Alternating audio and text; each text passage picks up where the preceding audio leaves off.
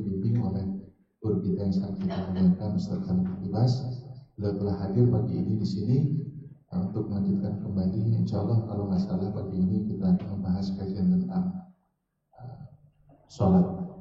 Sebagaimana biasa, memang kalau bapak-bapak ini selalu lebih sedikit dibanding ibu-ibu kalau ikut kajian. Semoga di kesempatan mendatang bapak-bapak bisa lebih rajin untuk hadir pada majelis yang sesungguhnya sangat dianjurkan di dalam agama kita. Demikian. Tafadhol Ustaz, dipersilakan. Bismillahirrahmanirrahim.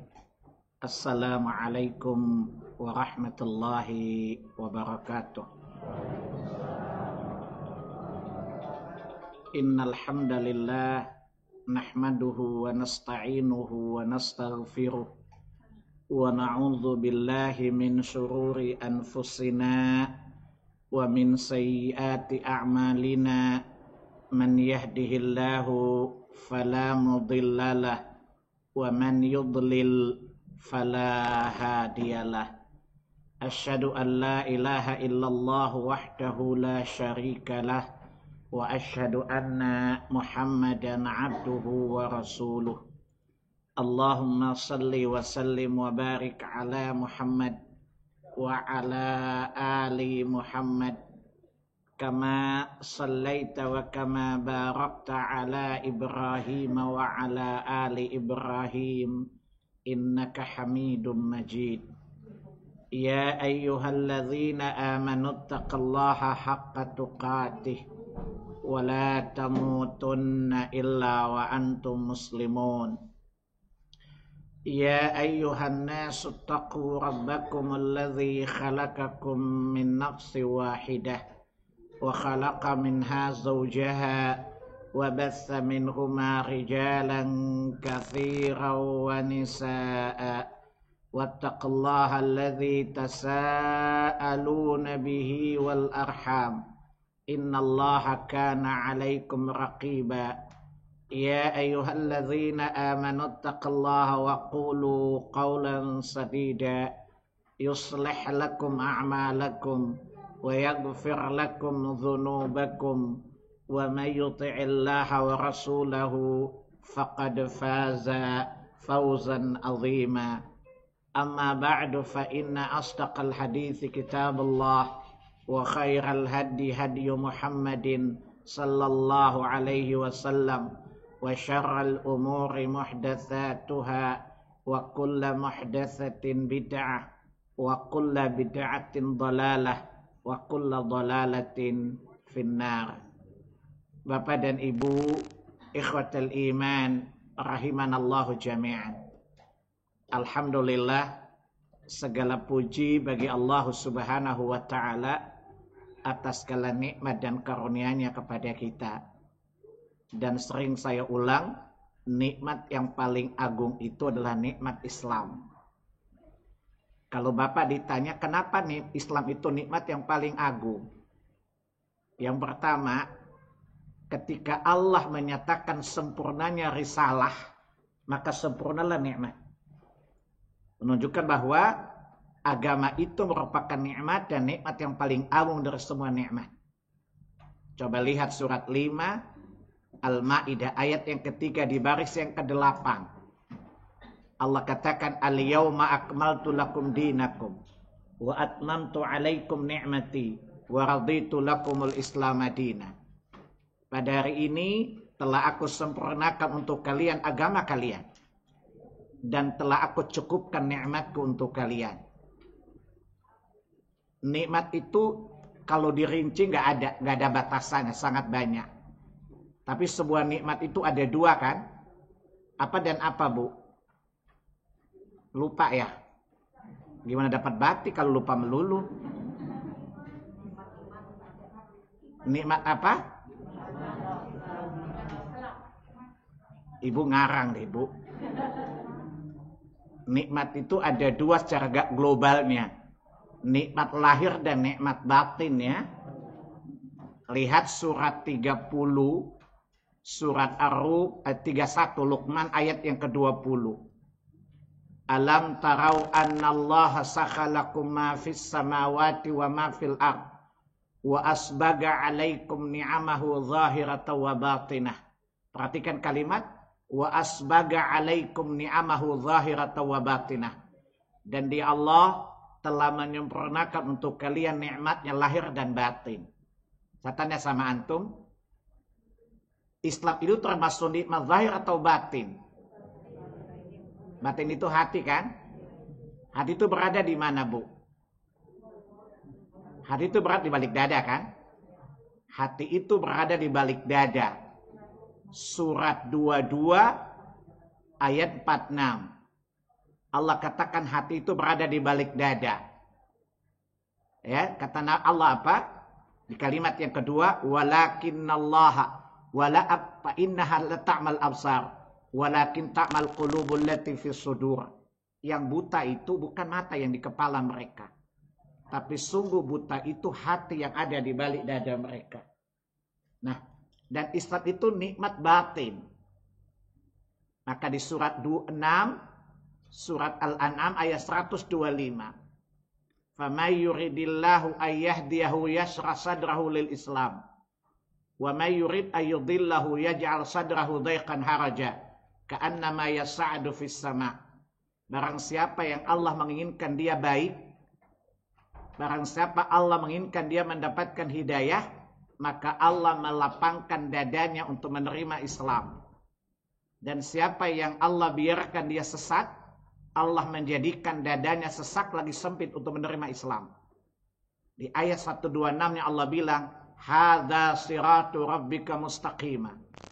Islam inilah jalan Tuhanmu yang lurus. Itu alasan yang kedua. Alasan pertama Allah mengatakan Islam itu sempurnanya nikmat. Berarti Islam itu satu nikmat bukan? Paling agung bukan?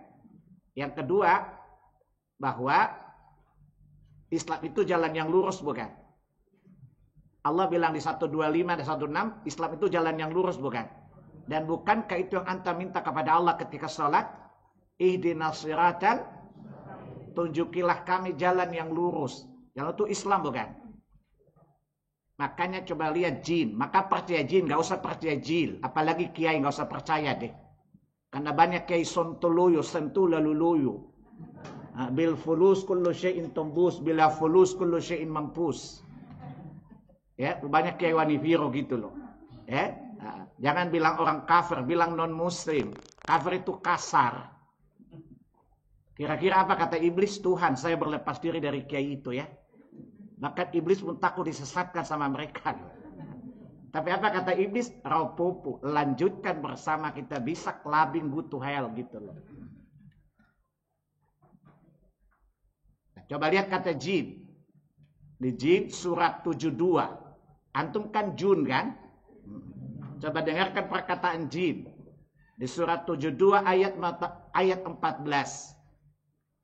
Inna minnal muslimina wa minnal qasitun faman aslama faulaika taharraw rasyada. Di antara kami para jin ada yang muslim, ada yang menyimpang. Bukan sekedar tapi menyimpang, sesat loh maksudnya. Jelas? Dan siapa menjadikan Islam sebagai agamanya, maka mereka itu orang-orang yang mendapat petunjuk jalan yang lurus. Ini akidah jin yang Allah saksikan kebenaran akidahnya. Kalau jin kan L-nya 2, jamaah iblis lebih liar daripada iblisnya loh. Dan tadi surat 1 ayat 6 ke ayat 6 kan, ihdinas siratal mustaqim. Kemudian ayat 7 apa? Siratal ladzina an'amta alaihim, yaitu jalan orang-orang yang kau beri nikmat. Berarti orang di atas Islam itu nikmat bukan? Dan tidak ada nikmat yang lebih agung dari itu kan? Ibu-ibu pengen kaya atau Islam, Bu? Kaya tapi tetangga sama Karun, mau? Apalagi ibu kan mukanya sosialita nih. Ibu ini kan tipikal iguana, ibu gaul di mana-mana kan? Jadi ibu yang suka gaul namanya, saya kasih nama iguana, ibu gaul di mana-mana. Ya PKK perempuan kesana kemari kan? PKK perempuan kasakusuk kan? PKK perempuan kurang kerjaan. Kalau ibu-ibu PKK perempuan kejar kajian kan? Saya ini jago istilah Bu. Ya, suka singkat-singkat. Negatif bisa jadi positif, positif jadi negatif loh. Makanya saya sejak kuliah, dosen saya suka manggil saya laki-laki kok jutek. Saya bilang jutek tuh jujur intelek Pak. Ya, jujur tuh jujur intelek, gak usah basa-basi. Dan banyak dosen saya selalu saya tantang dan saya jadikan dia sakit hati. Sabodo emang gue pikirin. Jelas? Jadi Islam itulah nikmat yang paling agung. Bersyukurlah kita ditunjuki Allah Islam. Tugas kita menjaganya agar kita mati dalam kondisi muslim. Apa kata Nabi Allah Ibrahim kepada anak keturunannya di surah 2 Al-Baqarah 132. Ketika Allah memerintahkan dia memeluk Islam, menjadikan Islam agamanya di ayat 131. Kemudian Allah ceritakan di ayat 132, wa wassa biha Ibrahimu banihi wa Yaqub. Dan Ibrahim mewasiatkan Islam yang dianutnya itu kepada anak-anaknya dan juga Yakub cucunya. Seraya berkata, ya baniya innallaha astafa lakumuddin fala tamutunna illa wa antum muslimun. Sungguh Allah telah memilih untuk kalian agama. Ibrahim mengatakan Allah menciptakan kalian, Allah tidak membiarkan kalian berjalan dalam kegelapan. Tapi Allah mengatakan apa? Dia memilih agama. Agama itu jalan lurus. Lihat surat 76 ayat yang ketiga. Inna hadainahu sabila imma syakira wa imma kafura. Dan kami ciptakan manusia lalu kami beri mereka petunjuk. Dan petunjuk itu agama tadi. Saya pernah tanya gini, di dunia ini ada berapa agama, Bu? Di dunia ini ada berapa agama? Dua. Apa dan apa? Islam di dunia hanya dua agama, agama Allah dan bukan agama Allah loh. Jangan OO-nya kepanjangan, Bu. Di dunia hanya dua agama, agama Allah dan bukan agama Allah. Dalilnya surat 3 Ali Imran ayat 83. Coba lihat pertanyaan Allah di sana. Afa ghaira dinillahi yabghun? Mengapa mereka memilih agama selain agama Allah? Berarti logikanya apa? Ada agama dua kan? Agama Allah dan bukan agama Allah kan? Jelas? Pertanyaan, apa agama Allah? Ya Islam. Tadi surat 83, surat 383 juntu. Surat 3 ayat 19. Inna dina indallahil Islam. Sesungguhnya agama Allah Islam. Berarti agama Allah Islam bukan? Jelas? Itu yang Allah pilihkan untuk kita tadi. Jalan yang lurus tadi. Yang Allah pilihkan untuk kita. Ya. Oleh karena itu selain Islam bukan agama Allah. Surat 3 Ali Imran ayat 85. Surat 3 Ali Imran ayat 85. Wa may yabtaghi ghairal islami dinan fala yuqbala minhu wa huwa fil akhirati minal khasirin. Coba lihat korelasi ayat antar surat 3 tadi. Ayat 83, 19, 85 ya. Jelas agama itu ada dua. Agama Allah dan bukan agama Allah. Agama Allah Islam dan yang bukan Islam bukan agama Allah. Jelas? Maka di ayat 85 Allah katakan, wa may yabtaghi ghairal islami dinan. Barang siapa menjadikan agama selain Islam sebagai agamanya, la yuqbala minhu. Agamanya itu apa? Ilegal. Amalnya inkonstitusional. Kalau pakai bahasa ngabalin kira-kira gitu loh. Jelas? Wa huwa fil akhir, maka di akhirat dia merugi tadi. Maka beruntunglah kita menjadi muslim. Tiga tugas kita apa? Jangan sampai kita mati kecuali sebagai seorang muslim. Jadi kalau para pejabat mengatakan Pancasila harga mati, tapi nggak dibawa mati juga, keles. Pancasila harga mati, yes, tapi nggak dibawa mati kali. Malaikat mau datang lihat yuk Pancasilais atau Pancasilais, enggak kan? Muslim atau kafir kan? Mungkar nakir juga nggak tanya soal Pancasila kan? Madinuk apa agamamu kan? Jawab Pancasila digebukin sama malaikat lo. Panca gila lo. Jelas? Maka kita juga berharap sebagaimana harapan Nabi Yusuf. Apa yang diinginkan Nabi Yusuf? Diwafatkan sebagai seorang muslim dan Allah himpun dia bersama orang yang saleh. Nabi Yusuf kan gak mungkin murtad dong. Tapi dia selalu berdoa kepada Tuhannya agar diwafatkan sebagai muslim. Surat 12 Yusuf ayat 101. Ketika dia memuji Allah pencipta langit dan bumi, tawaffani muslima wa alhiqni bis salihin. Ya Allah, wafatkan aku sebagai seorang muslim dan pertemukan aku bersama dengan orang-orang yang saleh. Jelas? Maka tugas kita menjaga keislaman sebagai sebuah nikmat yang paling agung tadi.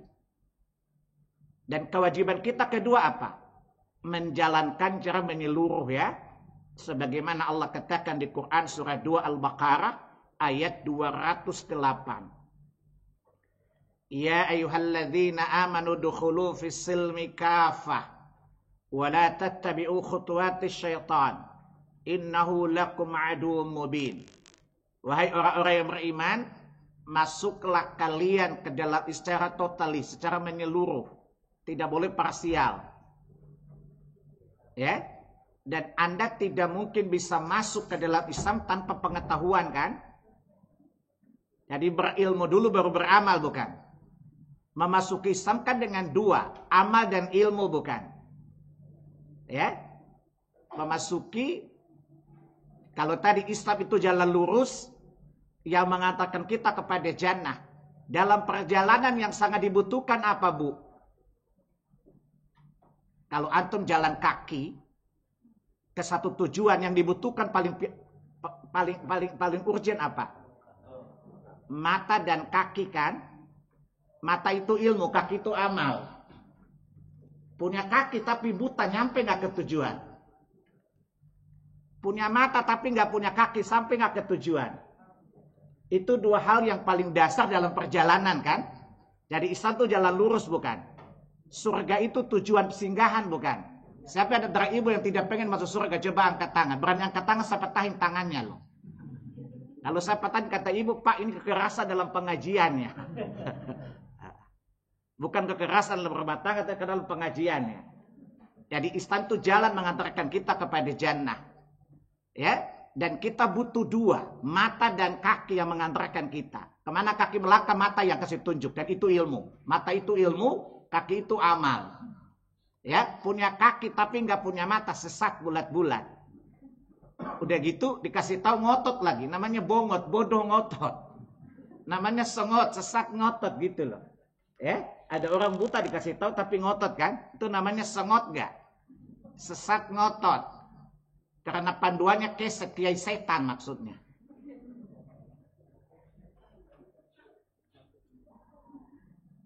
Jelas? Jadi mari berilmu dulu baru beramal.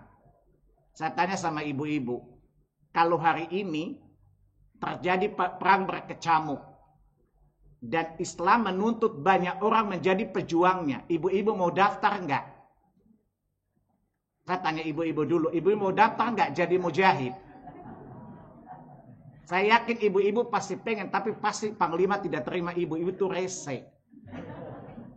Ibu jadi beban dalam perjuangan. Pertanyaannya apa? Ibu pengen gak sih mendapat pahala seperti berperang di jalan Allah? Saya tanya dulu. Apa tujuan perang dalam Islam sih? Untuk membunuh orang kafir atau menjaga agama tegak? Islam tidak menyuruh kita membunuh orang kafir ya. Tapi tujuan perang itu untuk menjaga agama. Maka Allah katakan di Quran, kita perangi orang kafir yang memerangi kita, bukan orang kafir yang tidak memerangi kita. Surat 2 Al-Baqarah 193. Waqatilul ladzina yuqatilunakum fi sabilillah. Perangilah orang-orang kafir yang memerangi dan urusan agama kalian. Jadi Islam tidak pernah menyerang, tapi kalau diserang dia menyerang. Ya, hatta la takuna fitnah wa yaqinu dinillah. Sehingga tidak ada fitnah dalam agama ini. Saya tanya sama ibu-ibu, sebenarnya yang menyebabkan fitnah pada agama itu jahatnya orang kafir atau bodohnya orang Islam? Ibu jawab jujur karena takut saya sih. Saya tanya,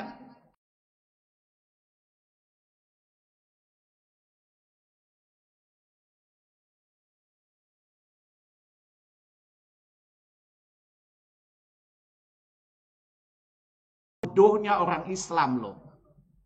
Saya kasih contoh, kita kerahkan pasukan semuanya, kita kalahkan orang kafir. Kembali sama-sama bodoh, agama terfitnah juga kan? Maka musuh yang mesti diperangi pertama kali dalam Islam adalah kebodohan. Bukan orang kafir loh. Makanya Allah menyamakan pahala menuntut ilmu sama dengan berperang di jalan Allah. Lihat surat 9 ayat 122. Wa ma kanal mu'minuna liyanfiru kafah.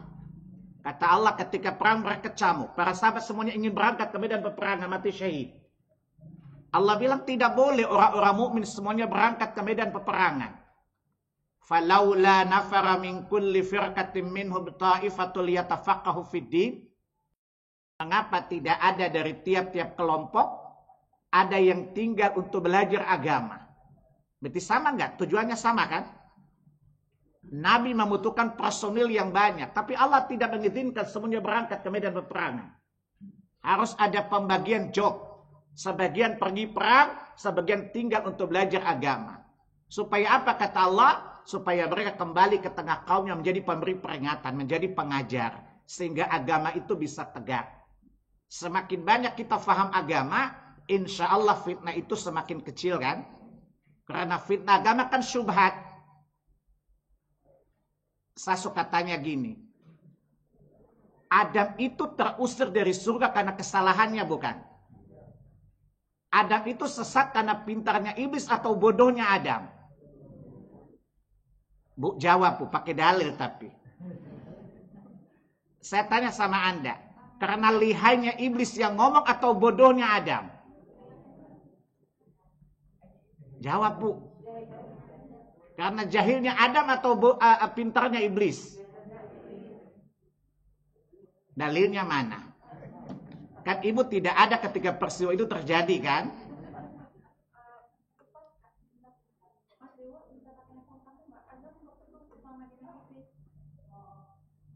Karena bodohnya Adam.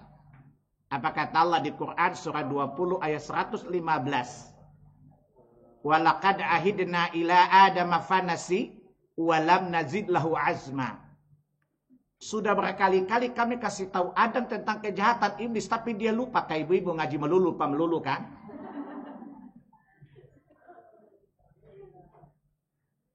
Ya? Walam nazid lahu azma. Dan kami tidak dapati pada Adam kemauan yang kuat untuk melawan iblis. Tapi jangan ibu-ibu berdalih juga. Ibu kenapa lupa? Biasa genetik Adam. Ibu-ibu kan biasanya namanya instan ya. Pikirannya kan suka instan. Bapak-bapak juga gitu ya. Udah dari sononya Ustaz. Ya.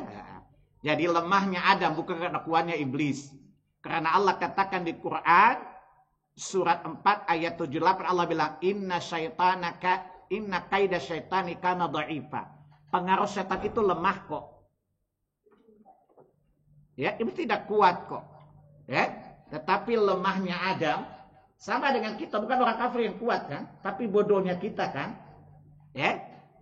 Bodohnya kita, ada yang tidak tahu dikasih tahu tapi sok tahu loh. Saya kasih contoh gini. Saya pernah ceramah di sebuah angkatan.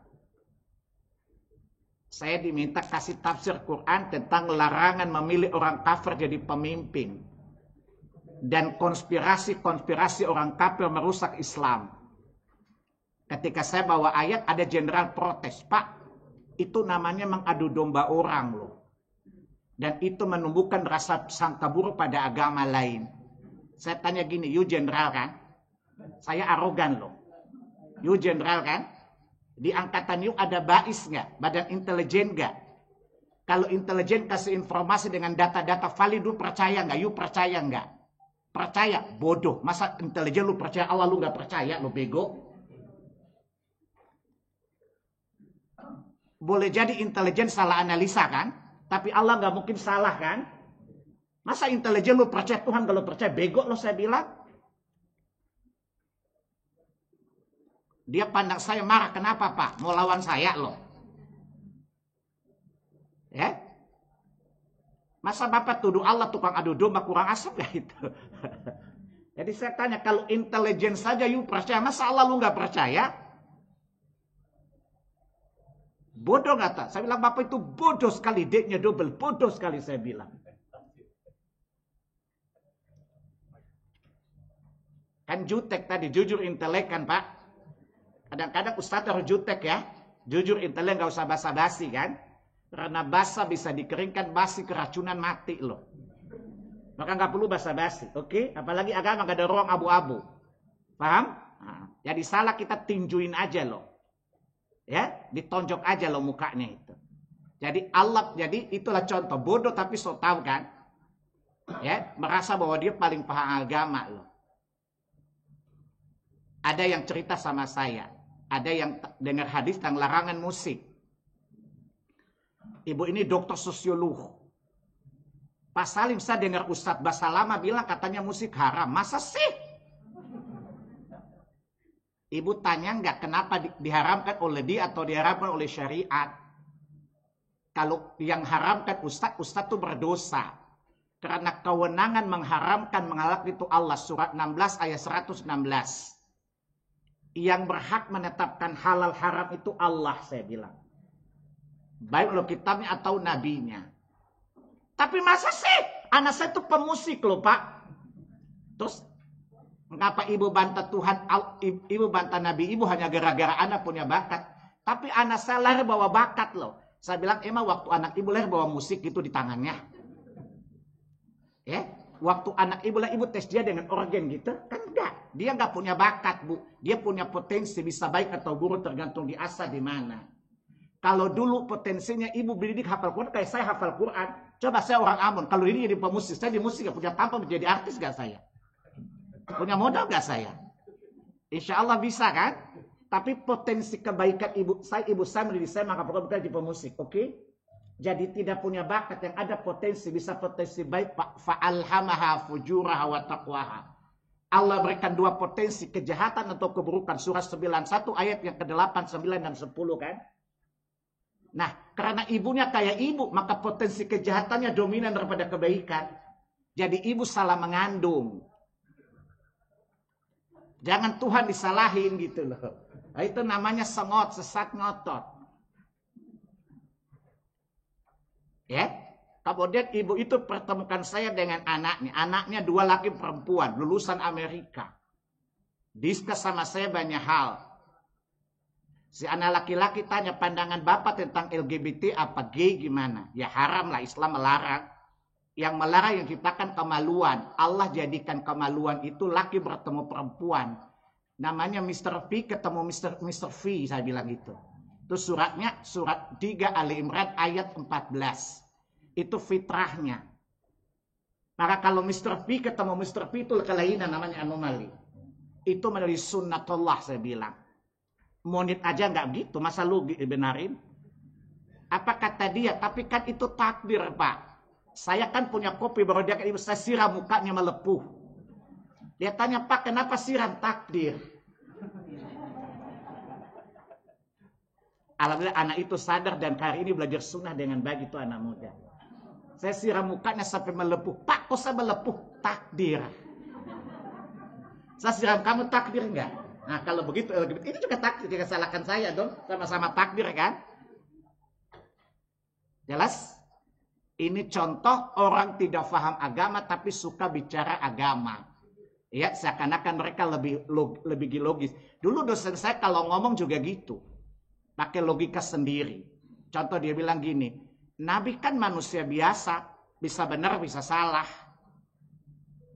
Saya tanya, dalilnya mana Ustadz? Rob. Dia bilang itu surat Al-Kahf ayat 110. Qul innama ana basyarum mithlukum. Lanjutannya, Bapak jangan potong ayat, kalau kan bias maknanya.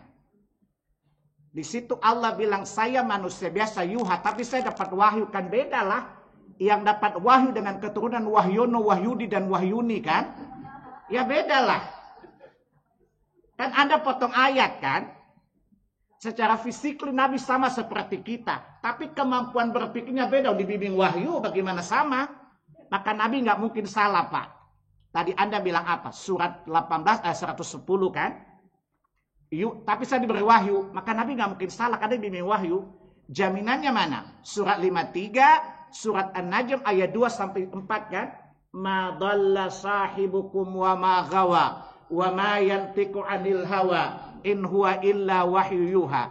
Kawan Muhammad tidak sesat, tidak keliru. Dia tidak berbicara menurut hawa nafsunya. Beda dengan kita kan? Kita bicara pakai hawa nafsu kan? Nabi dijamin Allah steril dari hawa nafsu, punya interest pribadi. Dia mengikuti wahyu yang diwahyukan kepadanya. Jadi Nabi nggak mungkin salah kan ngikutin wahyu. Kan Bapak potong ayat tadi. Dosen saya marah loh. Kenapa kamu suka nantang? Lah iyalah Bapak nyesatin orang gimana sih? Kan udah biasa semester, udah biasa semester sesat juga. Kalau Bapak masuk neraka, Bapak kan Bapak dibayar tiap bulan. Biar itu namanya nikmat bahwa sengsara, Pak. Tapi saya udah bayar semester, disesatkan sama Bapak masuk neraka, itu namanya sudah jatuh tertimpa eskalator, Pak. Bukan tangga lagi, Pak. Ya? Saya udah dokter loh, kan Bapak kuliah duluan dokter. Coba saya kuliah duluan, saya dokter juga Pak. Saya punya potensi dokter lebih dari Bapak kok, saya bilang. Saya lebih tua dari kamu, jangan lawan. Bapaknya Ibrahim juga tua sesat. Tua bukan ukuran kebenaran kok Pak. Abu Jahal juga tua sesat tuh. Dari Bapak kemungkinan tetangga sama bapaknya Ibrahim dan Abu Jahal loh saya bilang. Nah, karena sok-sok tua, Iblis juga tua sesat kan. Saya tanya Iblis sama Adam tuaan mana? Nah tua tuh yang senior banyak sesat Pak. Jadi ini agama kebenaran bukan senior dan junior Pak. Tapi kemampuan nalar dan intelektual. Oke? Apa kata dia? Saya jadi dosen 35 tahun gak ada yang anggap saya bodoh. Karena masih sama bodoh dengan Bapak. Jadi gak tahu Bapak bodoh. Mana orang bodoh tahu orang bodoh itu bodoh. Yang tahu ya pintar kayak saya lah Pak. Yang tahu orang bodoh ya orang pintar. Pak, mana orang bodoh sama bodoh ketemu ketahuan kan? Orang bodoh sama bodoh karena maksudnya selama ini bodoh-bodoh kayak Bapak, makanya nggak tahu Bapak bodoh. Dia bilang, kenapa kamu kalau protes kok depan mahasiswa? Kenapa nggak belakang? Saya tanya, kalau Bapak ada orang nyebarkan racun di sini, kan saya halau racunnya dong. Masa tunggu ke belakang kan keracunan duluan. Dia bilang, kamu banyak akal. Iya loh, saya pintar kan saya bilang tadi. Atau dia saat begini, Pak, saya tanya sama Bapak. Kalau saya jalan sama Bapak, terus Bapak mau ketabrakan, saya mesti tolong nggak? Tolong, lebih bahaya mana? Menyesatkan mahasiswa atau ketabrakan, Pak? Kan saya nolong dong teman saya supaya tidak ketabrak oleh kesesatan Bapak kan? Dia kalau ngomong masuk akal. Logis nggak? Logis, logika setan, Pak. Logis itu apa? Logika setan. Yang pertama membantah Tuhan pakai logika siapa? Setan. Jadi orang sesat kalau ngomong terlihat masuk akal kan? Logis, logika setan namanya. Jadi orang pakai akal itu talbis, mental iblis. Karena iblis pertama kali menggunakan akal menentang Allah Subhanahu wa Ta'ala. Jadi kalau orang ngomong gimana logis? Logika setan. Dosen saya bilang sakit hati. Kan saya gak bilang setan. Setan. Saya bilang gini Pak, kalau setan berhadapan dengan setan bangsa jin gampang Pak, pakai ayatul kursi hilang. Bapak mesti pakai kaki kursi loh Pak. Kan kalau saya baca ayatul kursi Bapak nggak mungkin hilang kan, jadi Bapak mesti digebukin pakai kaki kursi Pak. Jadi sekarang kalau ketemu dia tanya masih galak kayak dulu nak, masih Bapak mau diruqyah. Banyak sekali orang bodoh tapi sok pinter. Saya punya kasus lagi loh. Saya punya saudara atas nama agama karena bodohnya. Pergi ke Pakistan kemana-mana 1 bulan, 2 bulan, 3 bulan. Bininya mau mengandung, mau melahirkan. Dia bilang sama bininya bilang, Bang jangan pergilah. Orang Ambon maksud saya. Bang jangan pergi Pak, saya kan mau melahirkan. Kita nggak punya duit. Tawakal, semua sudah diatur dari Lauhul Mahfuz, sudah ditakdirkan Allah. Pergilah dia khuruj. Karena dia ponakan saya, istrinya bilang, Uncle saya mau masuk rumah sakit tapi nggak punya duit.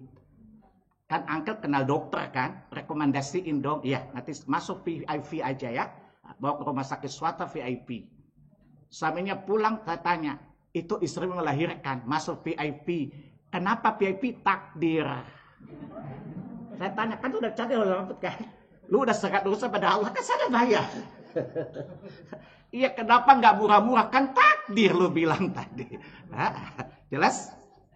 Lu bawa agama tapi salah tempat kan? Ingin pergi senang-senang, binimu suruh melahirkan, tanggung jawab sendiri kan? Nah sekarang saya bayar. Kenapa nggak bayar? Takdir. Sana bayar sendiri itu takdir loh. Enak aja lo bawa-bawa agama. Bodoh bukan? Itu namanya bodoh tapi sotohi namanya. Paham? Oleh karena itu beragama itu dengan ilmu, Bu. Makanya kata Nabi, "Mayuridillahu bihi khairan yufaqihu fiddin." Barang siapa yang Allah menghendaki dia baik, Allah fahamkan dia terhadap agamanya. Semua orang pengen jadi orang baik nggak, Bu? Kalau suami istri pakai akal masing-masing sampai kiamat nggak ketemu standar baik kan? Maka yang standar baik kan Allah dong. Dan standar baiknya Allah kan agama. Maka kalau Anda ingin baik pakai ukuran agama, insya Allah aman. Dan Anda tidak akan baik sampai Anda baik menurut ukuran agama. Emangnya kalau teman ibu bilang baik, ketika di neraka ada bisa dukungan, Rex pasti nomor gitu. Kayak Indonesia idiot gitu kan? Kan nggak bisa kan? Allah punya standar kebaikan bukan? Allah punya standar keburukan bukan? Dan semuanya Allah jelaskan dalam agama ini kan? Sehingga Anda ingin selamat jadi orang baik, paham agama. Maka pahamilah agama sebelum Anda beramal. Itu mata. Sudah punya ilmu tapi nggak beramal, nggak jalan-jalan, nggak sampai ke surga juga kan? Ya, sehingga dua-duanya merupakan elemen utama ketika kita menempuh jalan Islam menuju jannahnya Allah Tabaraka wa Ta'ala. Ya, ketahui dulu petanya. Ibu-ibu suka GPS kan? Punya GPS tapi kalau nggak paham kira-kira sesat nggak itu? GPS saja butuh pengetahuan kan? Ya, nah, jadi pengetahuan itu penting, baru kita bisa jalan. Kalau tidak ngerti, ibu sesat di jalan. Waliyahudzubillah. Begitu juga sholat, Bu. Beribadah itu menghambakan diri kepada Allah. Anda tidak bisa dong mengira-ngira kayaknya Allah suka ini, yang nggak bisa lah. Anda hamba Allah.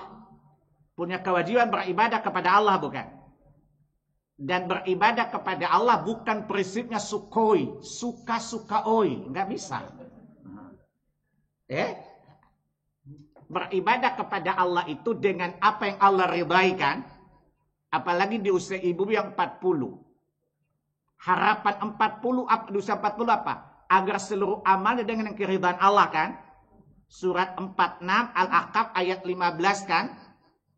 Rabbi auzi'ni an ashkura ni'mataka allati an'amta alayya wa ala walidayya. Kalimat wa an a'mala salihan tardah. Ya Allah, ajarkan aku, beri aku hidayah, beramal dengan amal yang engkau ridai ya Allah. Sebuah amalan dinyatakan Allah ridai kan syaratnya dua. Pertama, Allah syariatkan amal itu. Anda mengerjakannya dengan juklak dan teklak yang diajarkan Allah. Petunjuknya Quran, teknik pelaksanaannya Nabi Sallallahu Alaihi Wasallam. Jadi Allah mensyariatkannya kepada kita. Jadi ada petunjuk, ada penjelasan, ini loh jenis amalnya.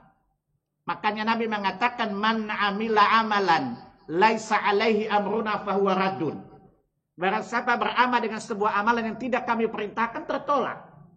Itu Allah ridha, Allah syariatkan kepada kita. Dan sumber syariat cuma dua yang valid. Quran maupun sunnah Nabi SAW. Yang kedua apa? Kita beribadah mengharapkan keridhaan Allah Subhanahu wa Ta'ala. Itu amal yang diridhai Allah. Maksud saya gini, ibu kalau transfer uang kan mesti ada dua syarat kan? Ada nomor rekening, sumber dana dari mana, dan juga ada nomor tujuan bukan? Sunnah itu pinnya, Bu. Nomor tujuan itu ikhlasnya. Jadi kalau ibu transfer pinnya salah, nomor tidak dikenal bukan? Tertolak nggak transfer ibu? Kira-kira kalau bahasa elektroniknya seperti itu. Ya, beribadah tidak sesuai berarti pinnya salah. Tidak ikhlas karena Allah berarti nomor tujuannya salah. Tertolak kan dua-duanya? Nomor tujuannya benar tapi pinnya salah. Terkirim nggak, Bu?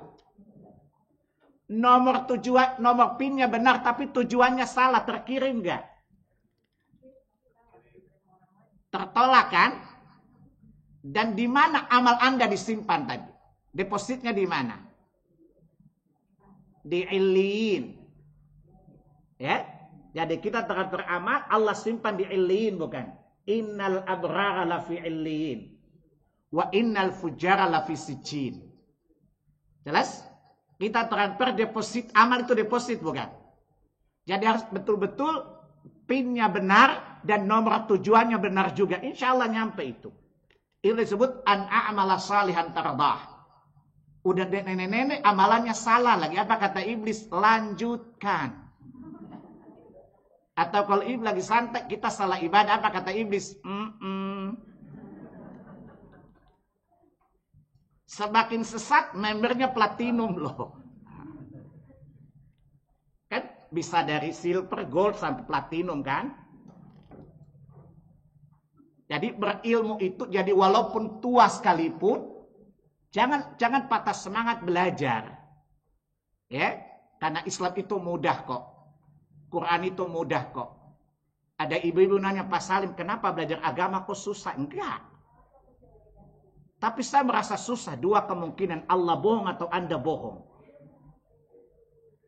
Apa kata Allah di Quran? Surat 54. 4 kali Allah sebutkan. Coba lihat. Ini kasih spirit. Namanya ESQ. Education of Salim Qibas namanya. Ya. Coba lihat 4 kali Allah ulang di surat 54. Ayat 17. Ayat 22. Ayat 32, ayat 40. Satu kalimat diulang lagi. Walaqad yassarnal Qur'ana lidzikri fahal mim muddakir. Sungguh telah kami mudahkan Al-Quran sebagai pembelajaran. Adakah mengambil pelajaran? Allah bilang mudah loh. Kalau kita masuk dua kemungkinan, kita bohong atau Allah bohong kan? Saya tanya, kira-kira Allah gombal kayak Ganjar dan Anies nggak? Nggak mungkin kan? Jelas ya? Kira-kira Allah jadi omong kosong kayak Prabowo, Ganjar, dan Anies nggak? Nggak mungkin kan? Jelas? Walaqad yassarnal Qur'ana lidzikr, kata Allah tadi. Ya, itu satu, dalil pertama. Dalil yang kedua, surat 22 ayat 78. Surat Al-Hajj. Di sana ada kalimat wa ma ja'ala 'alaikum fid dini min haraj. Dan dia Allah tidak menjadikan kesulitan dalam agama kalian ini. Maka jangan bilang Pak Salim saya udah tua kayaknya nggak bisa deh. Emang komputer tua, giganya kecil, loadingnya lama, tapi bisa pakai juga kan? Buat ngirim-ngirim pesan masih bisa kan, Bu? Kata Allah, Allah tidak menjadikan kesulitan dalam agama, maka tidak mungkin kita paham. Allah udah permudah kok. Jelas? Ibu lihat lagi surat 2 Al-Baqarah ayat 185. Di sana ada kalimat apa? Yuridullahu bikumul yusra wa la yuridu bikumul usra. Allah selalu menginginkan kemudahan untuk kalian. Dan Allah tidak menginginkan kesulitan atas kalian. Itu janji Allah, pasti benar loh. Jadi belajar agama itu mesti punya optimisme yang besar sekali. Punya keseriusan dan optimisme. Jangan berlindung di balik usia tadi, faktor U. Saya tanya sama ibu, pisau itu tahun 70-an, tapi kalau diasah tajam nggak, Bu? Sama dengan otak ibu, kalau sering diasah kan insya Allah kan? Ibu-ibu kan emang usia PDI, penurunan daya ingat. Tapi belum PDIP 1 kan, penurunan daya ingat parah. PDIP 2, penurunan daya ingat permanen. Belum sampai tingkat itu kan. Masih segar-segar, terlihat cerdas, cuma jangan dipakai aja otaknya gitu. Jadi optimal belajar. Faham? Nah, dan ingat bahwa ketika kita masuk Islam, pintu gerbangnya kan akidah ya. Dan Islam itu kamar-kamar yang terdapat di dalamnya. Ya, Anda lihat di dalam hadis Bukhari, kitab iman. Bab sabda Nabi tentang rukun Islam. Atau dalam Sahih Muslim, kitab iman. Bab penjelasan Nabi tentang rukun Islam dan tiang-tiang yang agung. Bunyal Islamu ala khamsin. Islam itu dibangun ada 5. Maka disebut rukun. Apa itu rukun? Rukun itu sesuatu yang diletakkan di atasnya sesuatu yang lain. Itu rukun namanya. Jadi dia penopang. Bayangin nggak kalau penopangnya rusak, yang di atas rusak nggak? Dikatakan rukun iman, berarti kita tidak beriman kecuali dengan itu kan? Jadi kalau penopangnya runtuh, maka yang di atas juga rontok bukan? Dikatakan rukun Islam, artinya Islam tidak terbangun kecuali penopangnya itu. Dan dalam bahasa rukun, ada 5 misalnya rukun Islam. Kalau satunya rusak, rusak semuanya. Saya kasih contoh, rukun sholat. Ibu tinggalkan satu rukun. Kira-kira yang batal rukun itu atau sholat seluruhnya? Seperti itulah Islam juga. Disebut rukun sesuatu yang letakkan sesuatu di atasnya. Jadi Anda bisa bayangkan, kalau yang penopangnya rusak, rontok, rusak, maka di atasnya juga ikut rusak. Artinya Anda Islamnya rontok, rusak kalau tidak ditegak dari rukun Islam tadi. Dan salah satunya adalah sholat. Jadi orang nggak sholat, apalagi meyakini tidak wajib, kafir, hilang Islamnya. Minimalnya cacat keislamannya. Dan cacat bisa cacat besar, cacat kecil. Jadi hari ini kita bahas tentang kedudukan sholat dalam syariat ya. Punya buku nggak Bu? Udah punya buku belum? Kayaknya dulu pernah dikasih deh. Udah dibagikan. Emang ibu-ibu di rumah gak pernah baca, perasaan saya deh. Kelihatan ibu ini kurang baca, kelihatan. Sudah bisa terbaca kok di wajahnya. Ya, jadi kedudukan saya jelaskan gini. Tadi dalil pertama tadi, kedudukan sholat itu kan tiang agama tadi, rukun Islam tadi. Yaitu dalil pertama dari Bukhari Muslim dari hadits Ibnu Umar tadi. Hadits yang kedua, dialog, lihat dalam Sahih Al-Bukhari, kitab ketika Jibril bertanya tentang Nabi, tentang iman, Islam, dan ihsan. Di mana Jibril bertanya kepada Nabi, akhbirni anil iman. Terangkanlah kepadaku apa itu iman. Nabi menjawab, al-imanu an tu'mina billahi wa malaikatihi wa kutubihi wa rusulihi wal yaumil akhir wa tu'mina bil qadar. Ada syubhat dulu ketika saya kuliah, dosen saya itu bilang, rukun iman kita itu salah loh. Yang benar cuma 5 bukan 6. Saya tanya, dasar pemikirannya apa Pak? Dia bilang itu surat 2 Al-Baqarah 1285. Kan cuma 5. Saya bilang, kenapa 6? Saya tanya, yang bawa, saya bilang, Bapak hafal Quran gak Pak? Kalau Bapak hafal, saya tes satu-satu dari A sampai Z Pak. Nah, dia diam. Saya tanya, Bapak sama Jibril lebih hafal mana tentang Quran? Bapak atau Jibril? Gila Jibril. Yang nanya Nabi siapa? Jibril. Nabi jawab 6. Jibril gak protes? Apa? Sadaqta. Lah Jibril aja benar, gimana yusalahin bego?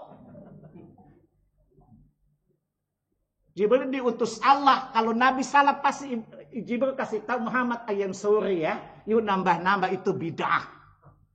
Tapi kata Jibril sadaqtan, kau benar kan?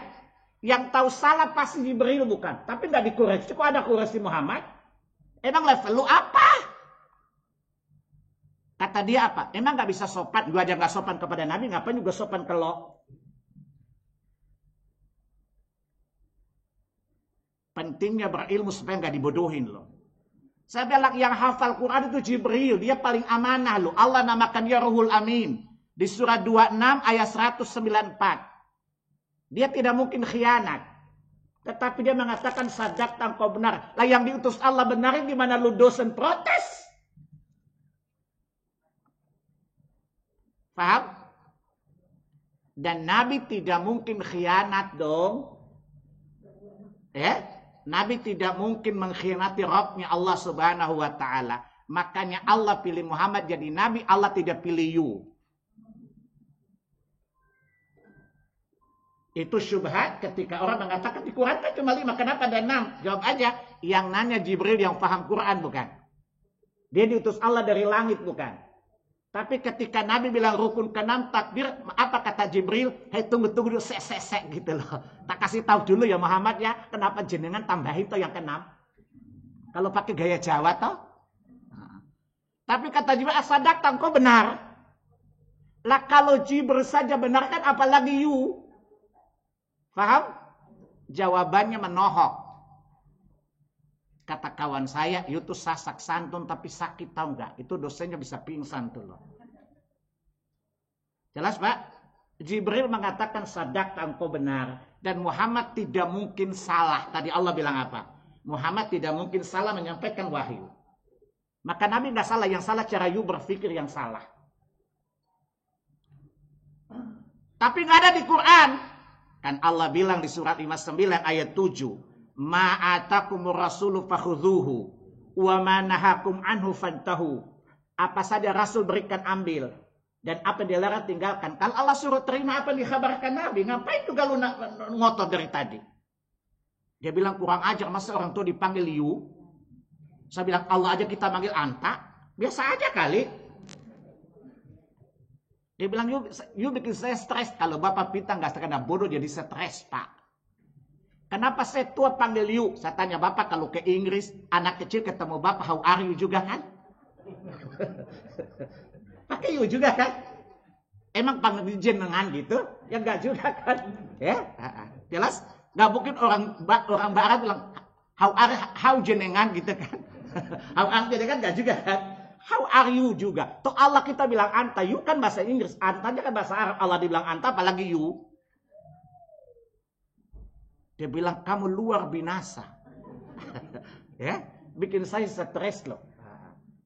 Ini rukyah tingkat tinggi Pak saya bilang. Bapak kesetanan. Maka saya proteksi dengan rukyah saya bilang. Jelas Jibril pasti tidak salah. Dan itu udah inkrah, udah final rukun iman tuh 6. Ya. Kemudian Jibril bertanya, akhbirni anil Islam. Terangkanlah kepadaku apa itu Islam.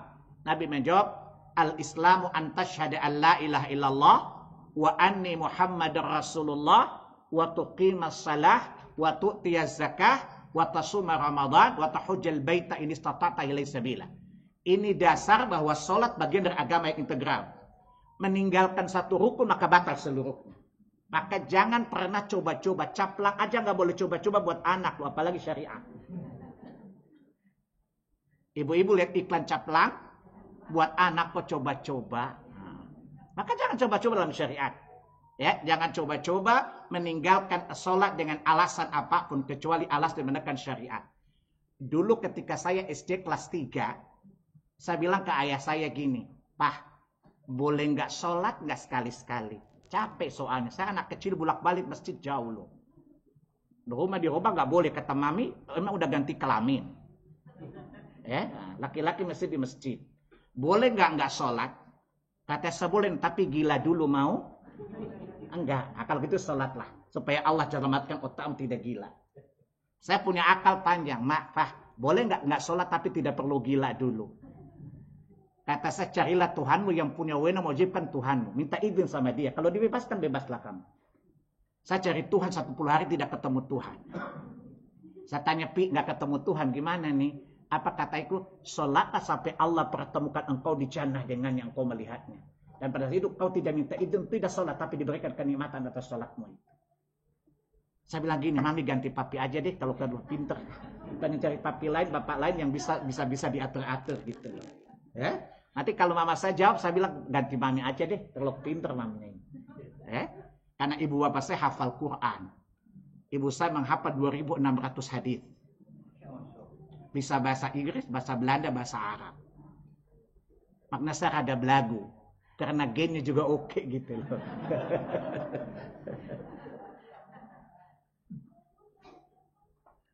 Jelas ya Bu? Jadi itu kedudukan sholat yang tidak bisa terbantahkan. Dia merupakan bagian dari rukun Islam. Tadi katakan rukun itu apa? Sesuatu yang diletakkan sesuatu di atasnya.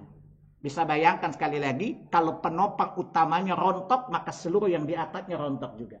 Artinya Islam Anda rontok kalau rukunnya rontok atau rusak. Pertanyaannya, kalau satu rukun, saya tanya, kalau salat tinggal satu rukun batal semuanya, bukan? Maka seperti Islam. Itu keagungan pertama dari Islam kedudukan. Yang kedua apa? Salat itu merupakan ibadah seluruh para nabi. Saya suka tanya gini, emang salat itu disyariatkan kepada Nabi Muhammad atau nabi-nabi sebelumnya? Jawab, dalilnya mana? Ibu ini dari dulu jawab tapi tidak bertanggung jawab atas jawabannya. Gak hafal apa nggak tahu? Yang aman gak hafal ya. Itu jawaban lebih sopan gitu ya. Jadi gini, kalau ibu-ibu pengen tahu tentang, kan Allah bilang para nabi di atas satu agama kan? Nabi-nabi itu satu agama saja. Surat 42 ayat 13. Surat Asy-Syura.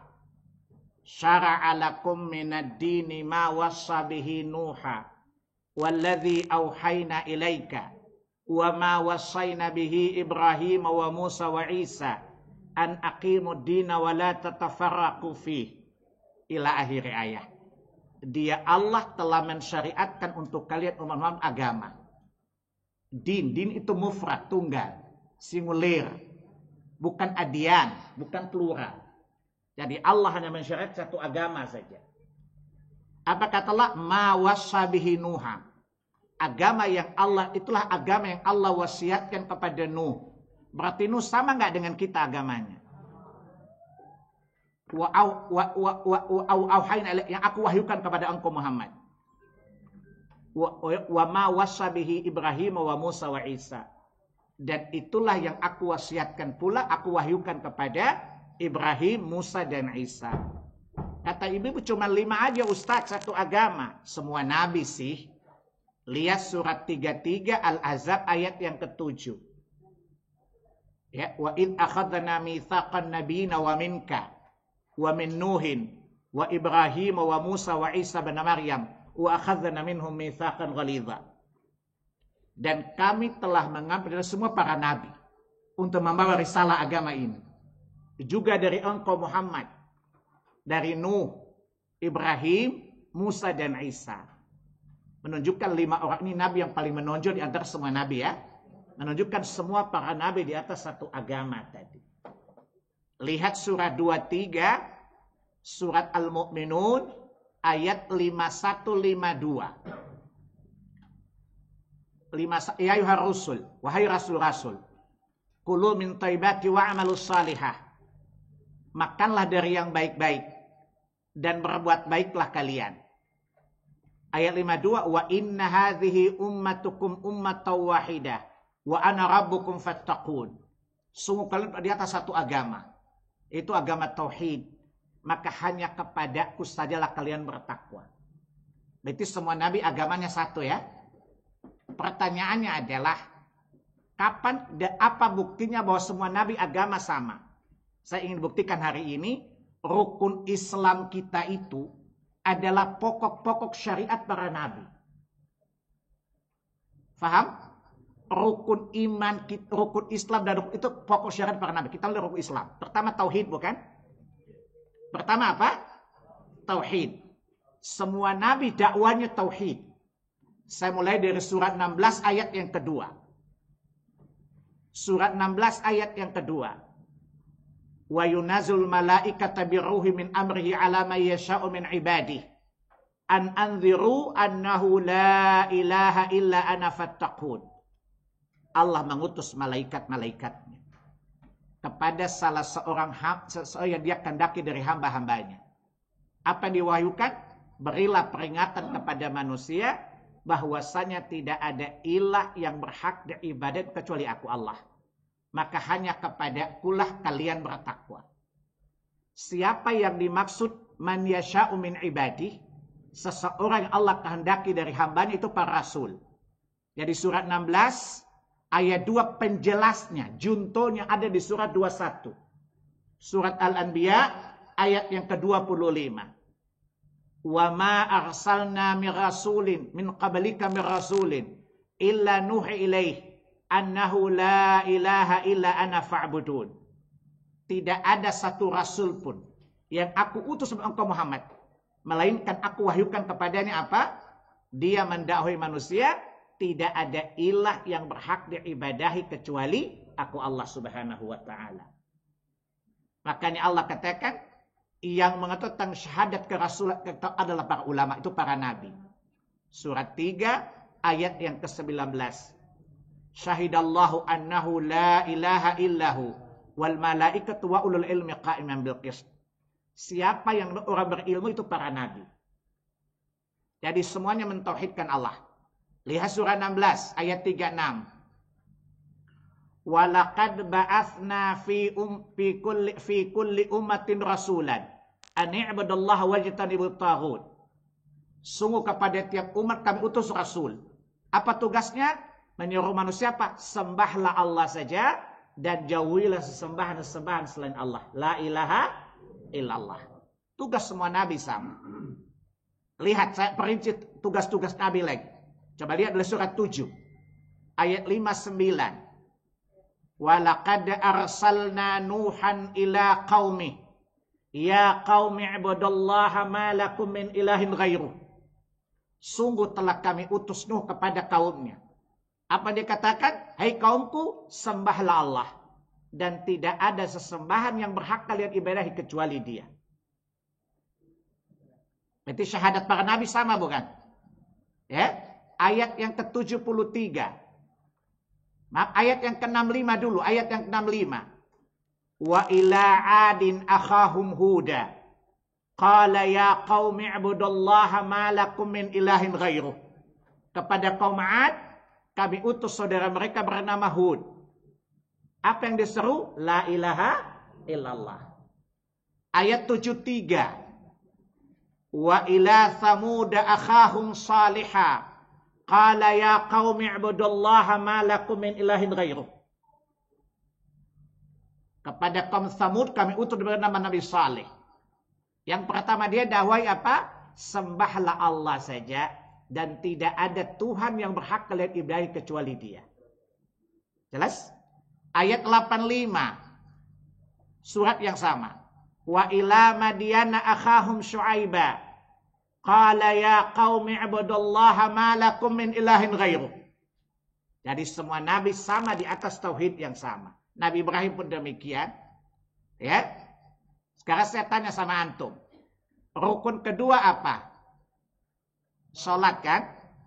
Nabi yang paling terkenal dari semua nabi siapa yang sering Allah sebutkan namanya dalam Quran? Nabi Ibrahim ya. Saya tanya, Nabi Ibrahim sama Nabi Musa mana yang paling banyak sebutan dalam Quran?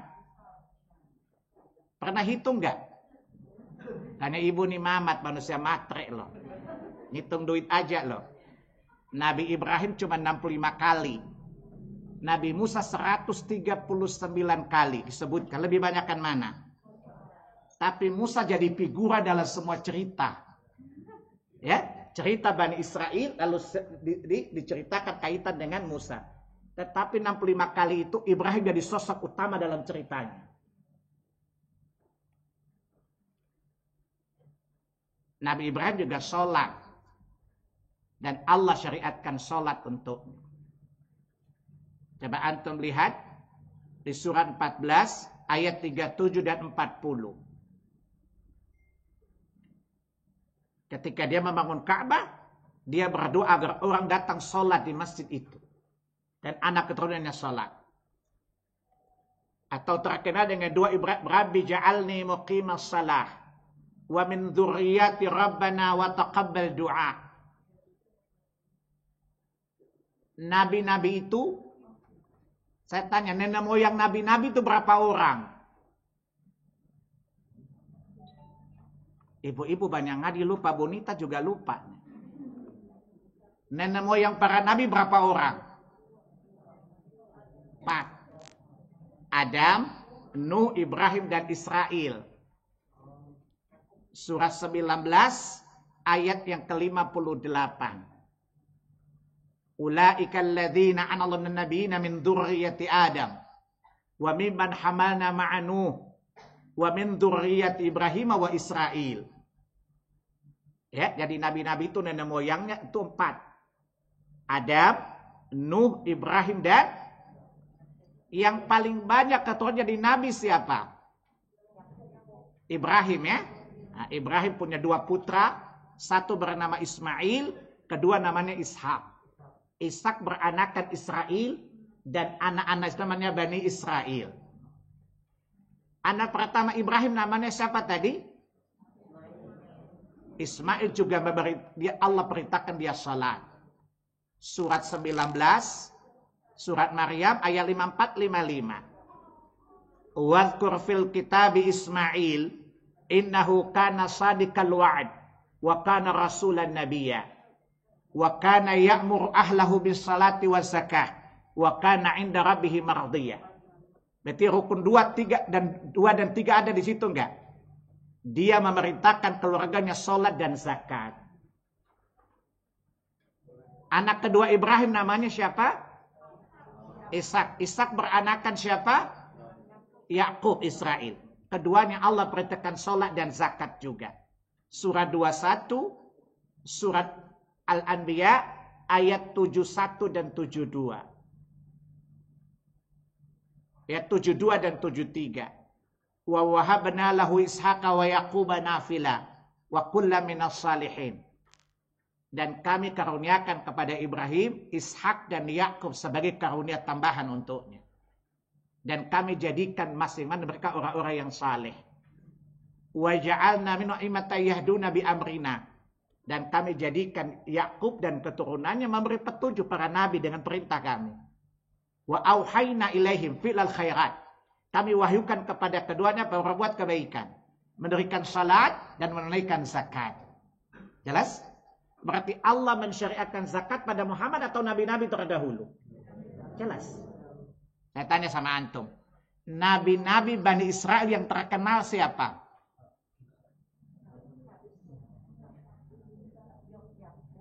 Nabi yang paling terkenal dari Bani Israel siapa?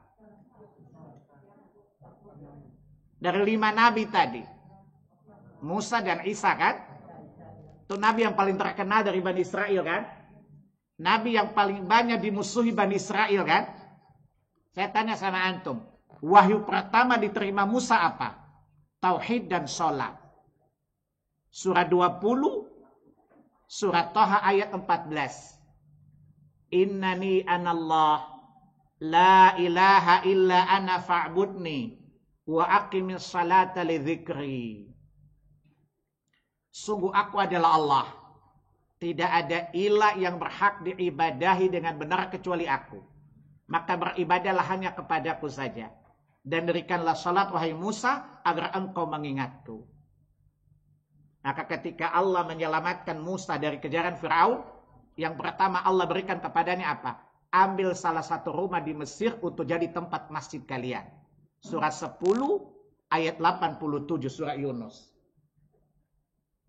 Jadi sholat ini bukan syariat baru, udah ada sejak dulu. Paham?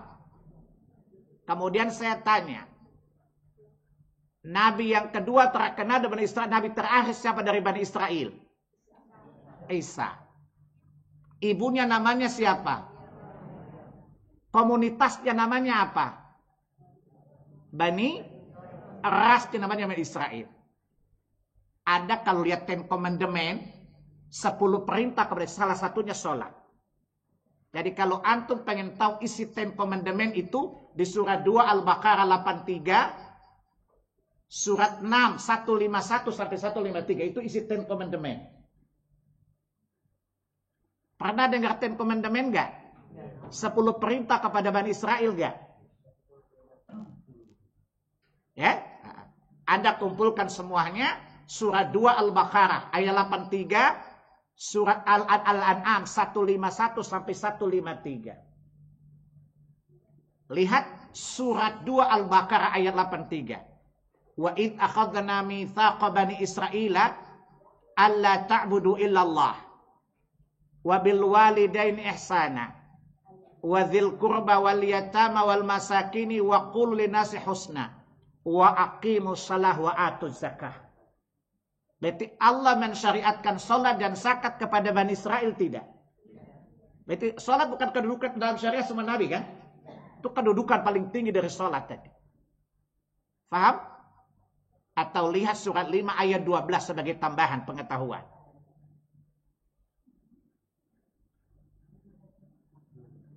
Wanita terkenal dari kalangan Bani Israel siapa, Bu? Maryam. Maryam sholat nggak? Sholat. Surat 3 Ali Imran ayat 42-43. Wa idh qalatil malaikatu ya Maryamu innallaha astafaki wa tahharaki wastafaki ala nisa'il alamin. Ya Maryamu qunuti li rabbiki wasjudi waraka'i maraki'in. Dan dirikanlah sujudlah dan rukuklah bersama orang-orang ruku, maksudnya salat. Menunjukkan gerakan salat kita sama loh. Tidak ada perbedaan sama sekali. Anaknya Maryam namanya siapa, Bu? Isa. Isa salat tidak atau nyanyi-nyanyi? Salat. Ya, surat 19 ayat 30-31. Isa berbicara ketika dalam buaya masih bayi loh. Apa kata Isa? Ini Abdullah. Saya ini adalah hamba Allah, bukan Tuhan, bukan anaknya. Ya. Atani alkitab, aku diberi kitab. Wa ja'alani nabiyya, aku nabi, bukan Tuhan. Wa ja'alani mubarakan aina ma kuntu. Aku diberkahi oleh Tuhanku di mana saja aku berada. Wa awsani bis salati waz zakati ma dumtu hayya. Dan aku diperintahkan oleh Tuhanku salat dan zakat selama hidupku. Saya punya teman salah satu toko sebelah. Ulamanya sebelah. Ya, orang Ambon. Dan dia sangat mirip dengan salah satu anggota KSP yang suka pakai sorban.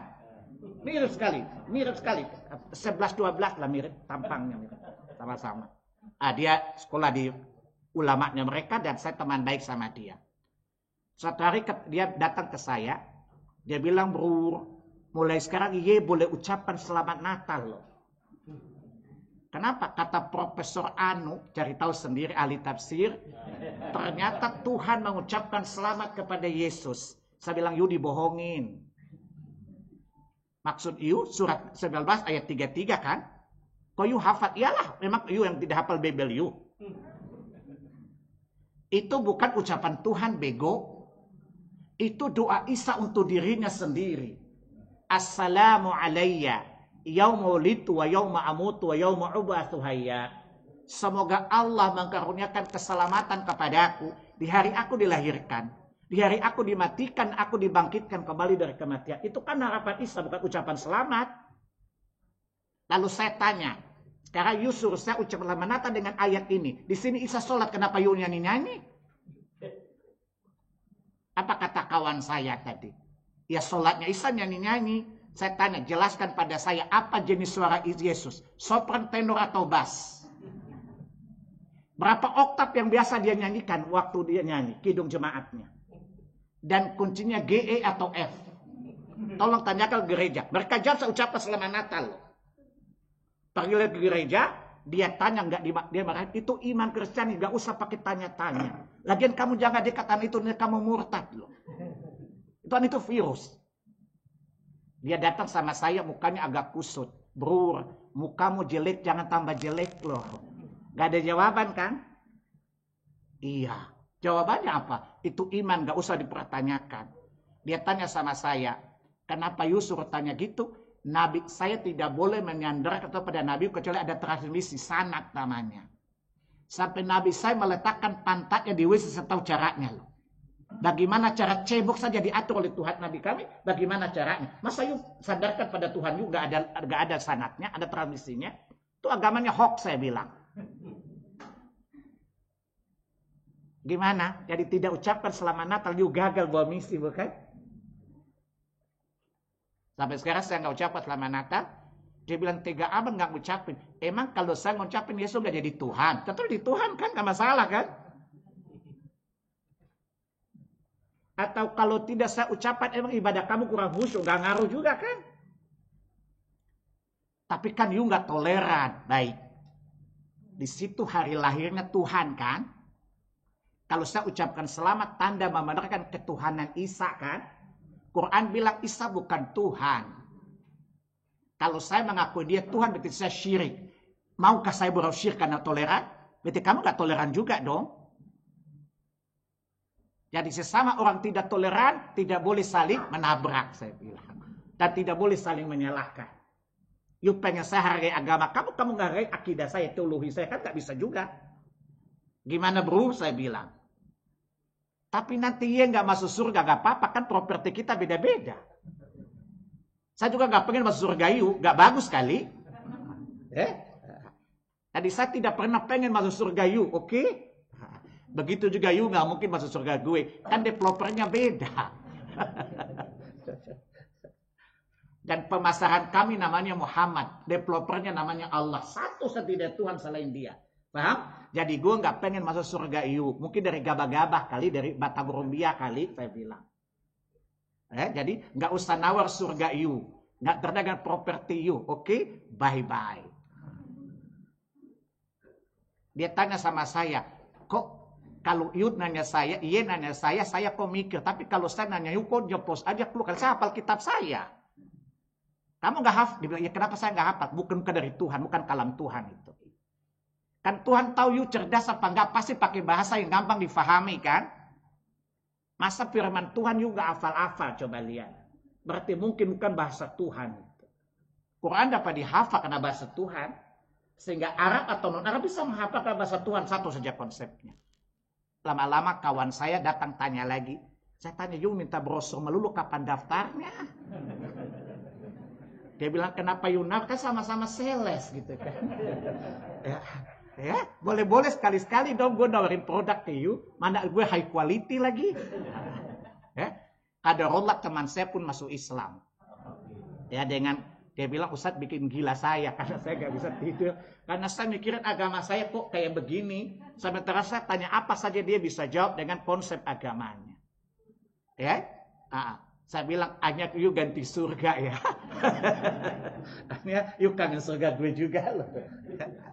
Semoga kita bertemu di surga ya bro, saya bilang gitu ya. Jadi sekarang dia diskusi sama saya terus menerus ya supaya dia kuat agamanya. Ya, gimana cara jawab? Jawabnya gini-gini aja. Jadi gak usah apa Bible. Ya ada bukan pasti Anda bisa menjawab pertanyaan mereka. Jadi Isa sholat, ibunya sholat. Dan sholat mereka sama dengan sholatnya Nabi.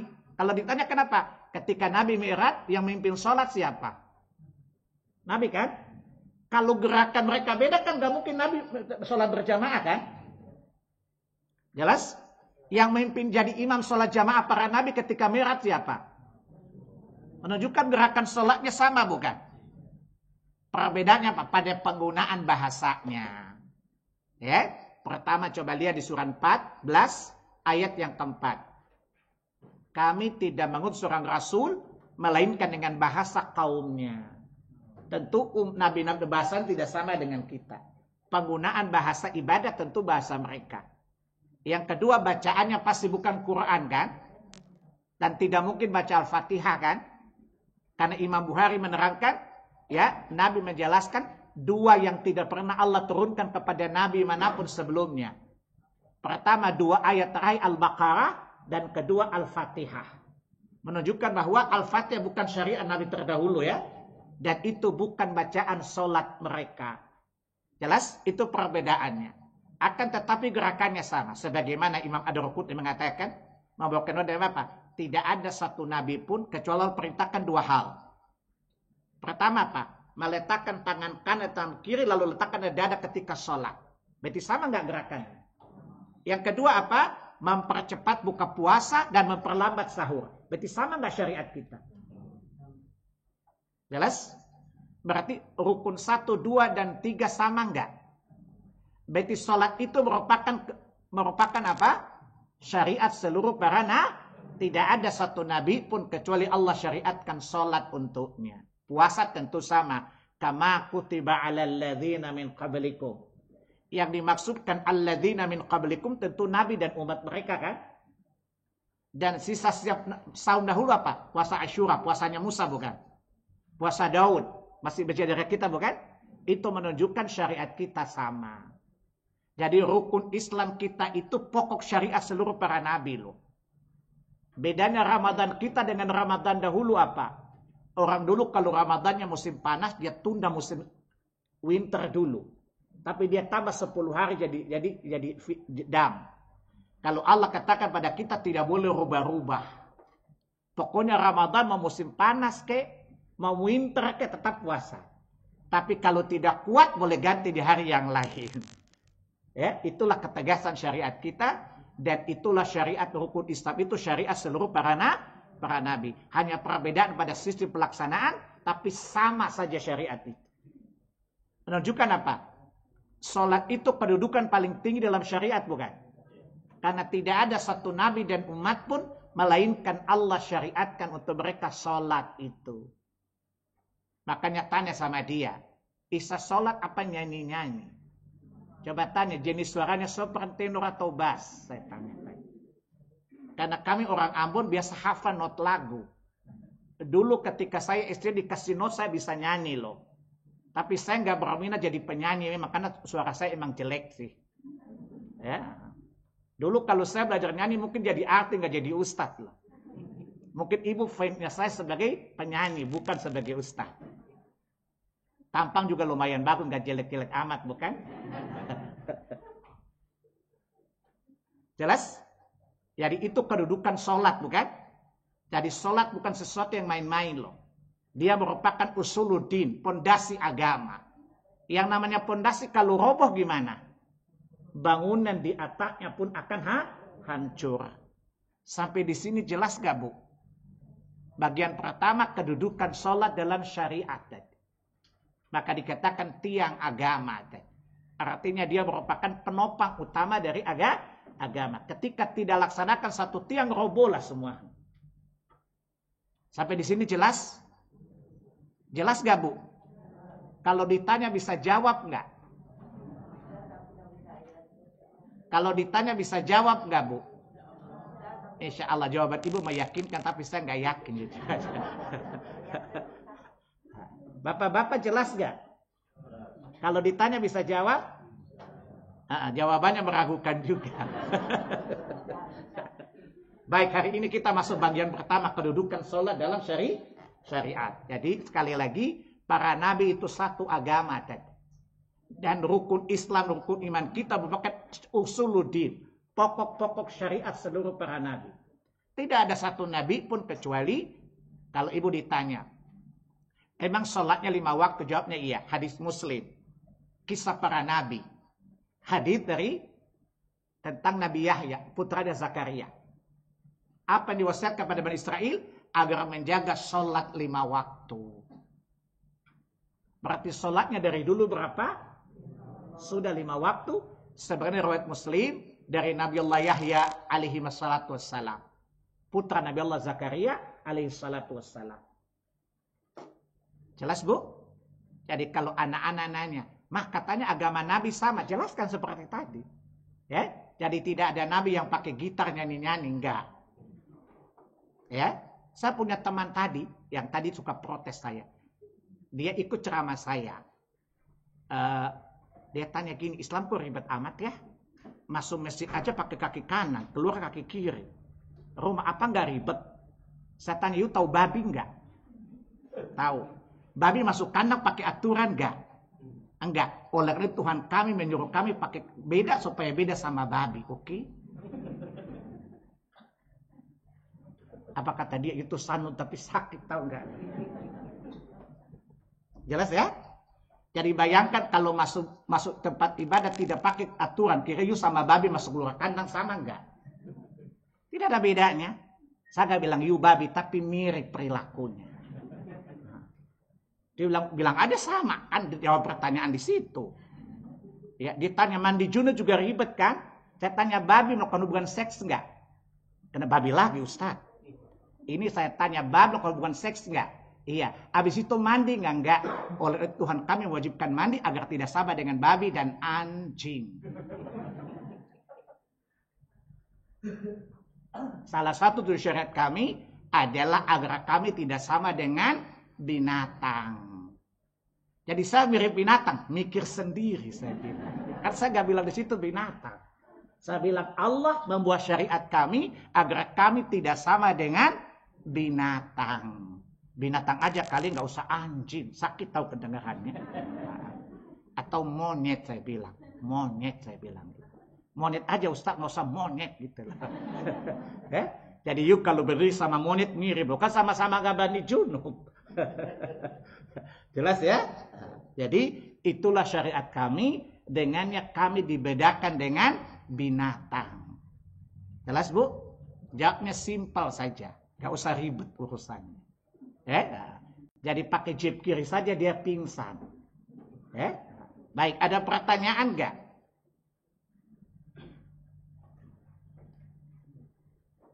Bu, Ibu mau nanya atau saya nanya? Ibu posisinya enak mana, ditanya atau bertanya, Bu? Lah coba, kenapa bertanya sebelum saya tanya?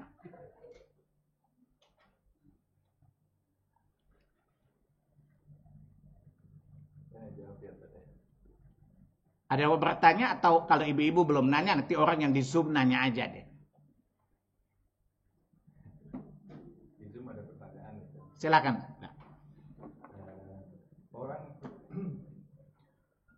Orang yang mengidap penyakit psikis, apa diwajibkan tetap sholat? Kalau penyakit gangguan psikologis kan ada yang berat, ada yang ringan kan? Ada yang menghilangkan kewarasan akal, maka gugurlah agama darinya. Karena kata Nabi dalam hadis Ibnu Majah dan lainnya, Allah mengangkat pena dari 4 orang kan? Orang gila sampai sembuh dari gilanya. Gila itu kan hilang akal kan? Jadi tidak semua gangguan fisik menghilangkan kewarasan akal kan? Ya kalau akalnya berfungsi walaupun gangguan fisik tetap sholat. Kecuali dia gila. Ya, kedua orang yang tertidur sampai bangun. Orang lupa sampai ingat, anak kecil sampai balik. Jadi gangguan fisik itu sampai di mana derajat kegangguannya. Ya kalau cuma sekedar depresi masih normal-normal otaknya kan. Ya, biarpun depresi masih bisa sholat dong. Jelas ya? Kan ada orang yang depresinya tingkat tinggi itu gangguan psikologis bukan? Selama dia memahami bacaan sholat, dia wajib sholat. Karena dia belum sampai tingkat gila. Kalau gila berarti tidak berfungsi daya pikirannya, maka tidak dibebani syariat. Jelas? Mau gila dulu Bu. Supaya bebas dari syariat.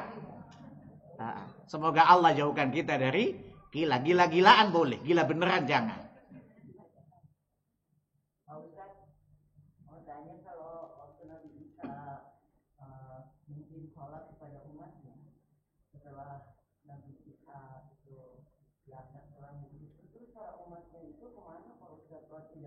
Tidak menjadikan sholat itu menjadi pegangannya.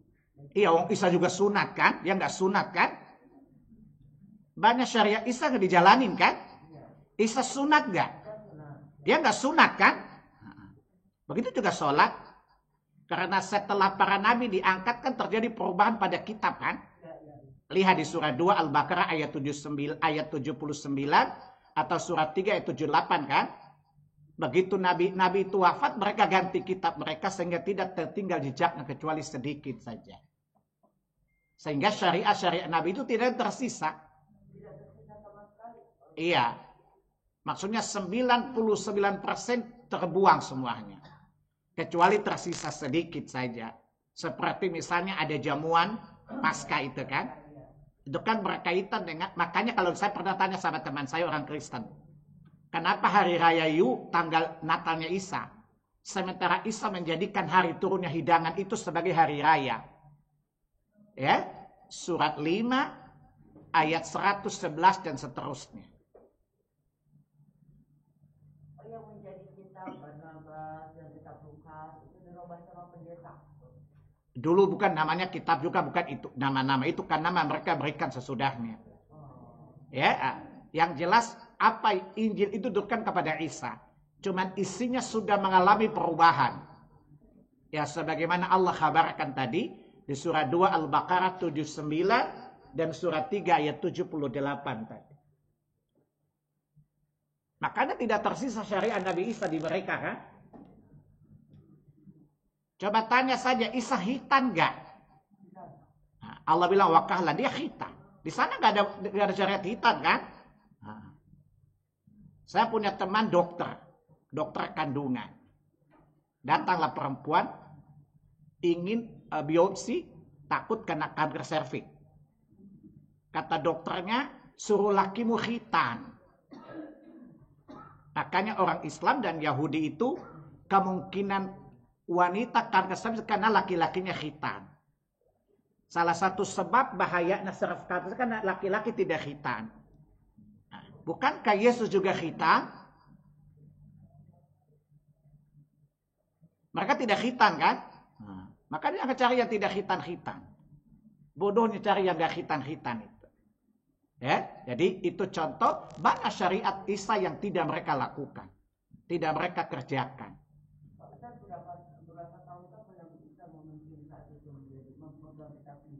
Tidak lama, ya tidak sampai ratusan tahun, ya kira-kira 10 hampir 30 tahun lah, tidak terlalu lama. Nabi bersama mereka, ya. Silakan. Ustadz, saya pulang dari kantor pukul 5 sore.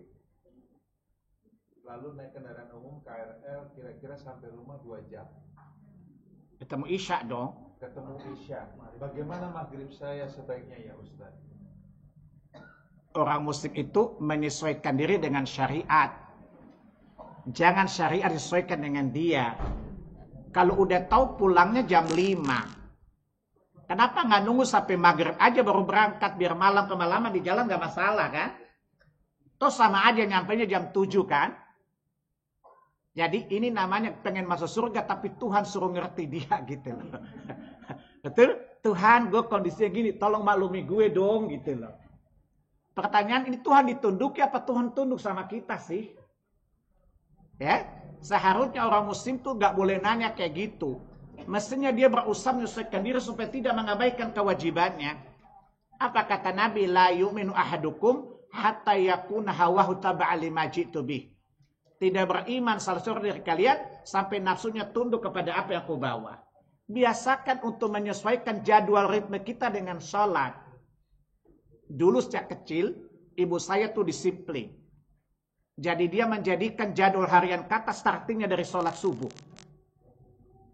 Istirahatnya jam sholat zuhur. Jadi jadikan waktu utamanya itu yang jadi rujukan itu waktu sholat. Seluruh aktivitas mengikuti sholat kita. Bukan sholat mengikuti aktivitas kita. Ya, saya tanya pengen masuk surga enggak? Saya tanya sama ibu. Kalau ibu beli properti dan tidak bisa kurang kira-kira ibu. Tetapi ibu inginkan beli enggak bu? Kenapa dunia ibu berusaha? Kenapa akhirat enggak? Sekali lagi, cocokkan diri kita dengan syariat. Jangan suruh maklumi kita. Islam kan mudah, Ustadz. Yang mudah bukan dimudah-mudahin ke les. Mudah dan dimudah-mudahin kan beda dong. Ya, Islam itu udah mudah. Maka kalau kamu cocokkan dirimu dengan syariat, pasti mudah dong. Yang masalahnya kita suka cari kemudahan yang sudah mudah itu. Itu kata anak Medan, sudah menumpang melotot kentut pula kau. Sudah mudah Islam itu. Mau dimudahkan apa lagi? Ya, cocokkanlah diri kita dengan syariat. Ya, kalau memang di bus bisa sholat, kenapa nggak sholat di bus gitu? Bayangkan masa seumur hidup antum jadi pegawai sampai pensiun baru sholatnya normal. Jelas? Jawabannya apa? Sesuaikan dengan tuntutan syariat. Sholat maghrib dulu baru jalan. Karena tidak ada untuk selamanya jamak loh. Jelas ya? Masa Allah disuruh memaklumi kita? Coba lihat. Allah juga ngerti kok, gue gak sengaja. Apa kata iblis?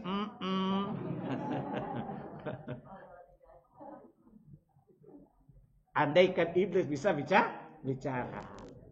Jelas ya Pak ya?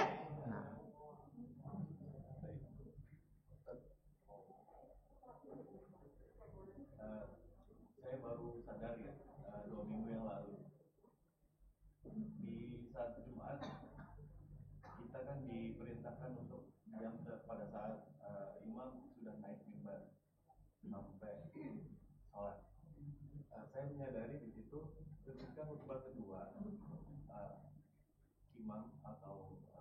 Khatib. Itu membacakan doa. Itu jamaah kita mengaminkan. Baiknya apakah itu berkumpulkan dengan perintah tadi? Baik. Nabi tidak selama di khutbah berdoa ya. Hanya sekali saja Nabi berdoa ketika Nabi sedang khutbah, datang seorang badui mengatakan di tempatnya sedang musim kemarau. Kemudian Nabi berdoa untuk minta hujan. Tapi adapun khutbah selain tidak ada doa secara spesifik. Tapi menunjukkan bahwa boleh berdoa, tidak bid'ah insya Allah. Tetapi yang kedua, tidak ada riwayat para sahabat mengaminkannya doa itu. Jelas? Jadi mengaminkan doa khatib termasuk bid'ah. Karena tidak ada tuntunannya dari Nabi, para sahabat mengaminkan. Amin! Teriak-teriak. Ya, jadi diam saja. Kalau mengaminkan cukup di hati saja. Karena tidak ada tuntunan syariat bahwa jamaah mengaminkan doa yang sedang berkhutbah tadi. Jelas ya? Itu tidak boleh mengaminkan untuk saat sholat khutbah Jumat saja atau amin doa-doa yang lain? Kalau misalnya doa sesudah sholat, kan tidak ada tuntunan habis sholat dipimpin doa, kan bid'ah enggak? Jadi kalau bid'ah sesat diaminkan enggak itu ikutin. Tetapi kalau doa selain itu, misalnya kita di pertemuan, lalu ustadz mimpin doa diaminkan tidak apa-apa. Ini masalah khutbah saja tadi. Atau mengaminkan doa yang pada momentum yang tidak ada tuntunan syariatnya. Karena tidak ada apa wala ta'awanu 'alal itsmi wal udwan, kan tidak boleh ikut berpedalam perkara dosa, bukan? Ya, adapun doa yang sifatnya umum tidak terkait dengan ibadah tertentu. Misalnya kita sedang taklim, kemudian ustadz mendoakan seseorang, kita aminkan tidak apa-apa. Kan itu doa umum, doa bebas. Faham? Adapun doa khusus tidak boleh dikhususkan kepada dalilnya. Jelas ya? Jelas ya? Pertanyaan lagi Ustaz. Silakan. Suami saya ini sulit diajak kajian, bahkan jarang sholat Ustaz. Bagaimana sikap terbaik? Apakah dia telah keluar dari Islam? Ini namanya ibu salapi, salah pilih laki. Kalau saya kan salafi, pakai F, ini salapi. Pakai P, salah pilih laki. Bapak-bapak juga salapi, salah pilih bini. Ya, dulu kan ibu-ibu pilih suami kan magang, mapan ganteng kan? Bukan agamanya kan? Bapak-bapak juga pilih bini bukan dasar agama kan? Yang penting bahenol kan? Tapi begitu berumah tangga nyebelin nggak? Kayak contoh tadi, ngeselin nggak? Pertanyaannya apa sikap saya? Ini laki layak dipulangkan ke rumah bapaknya. Kalau saya pakai lagunya Niada Niati di gelas album gelas-gelas kaca. Untuk apa kita serumah?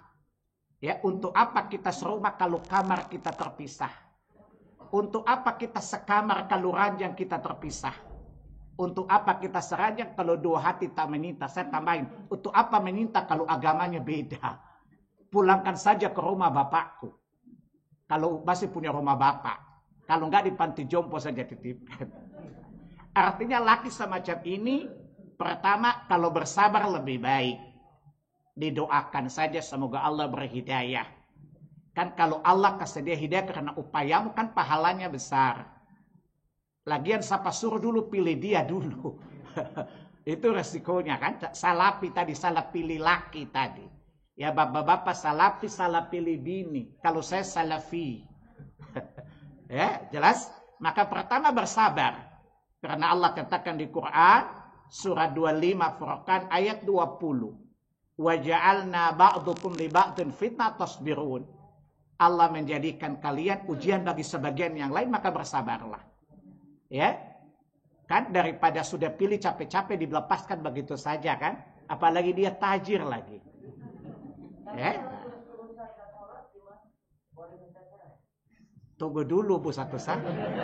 Pertama sabar dulu Bu.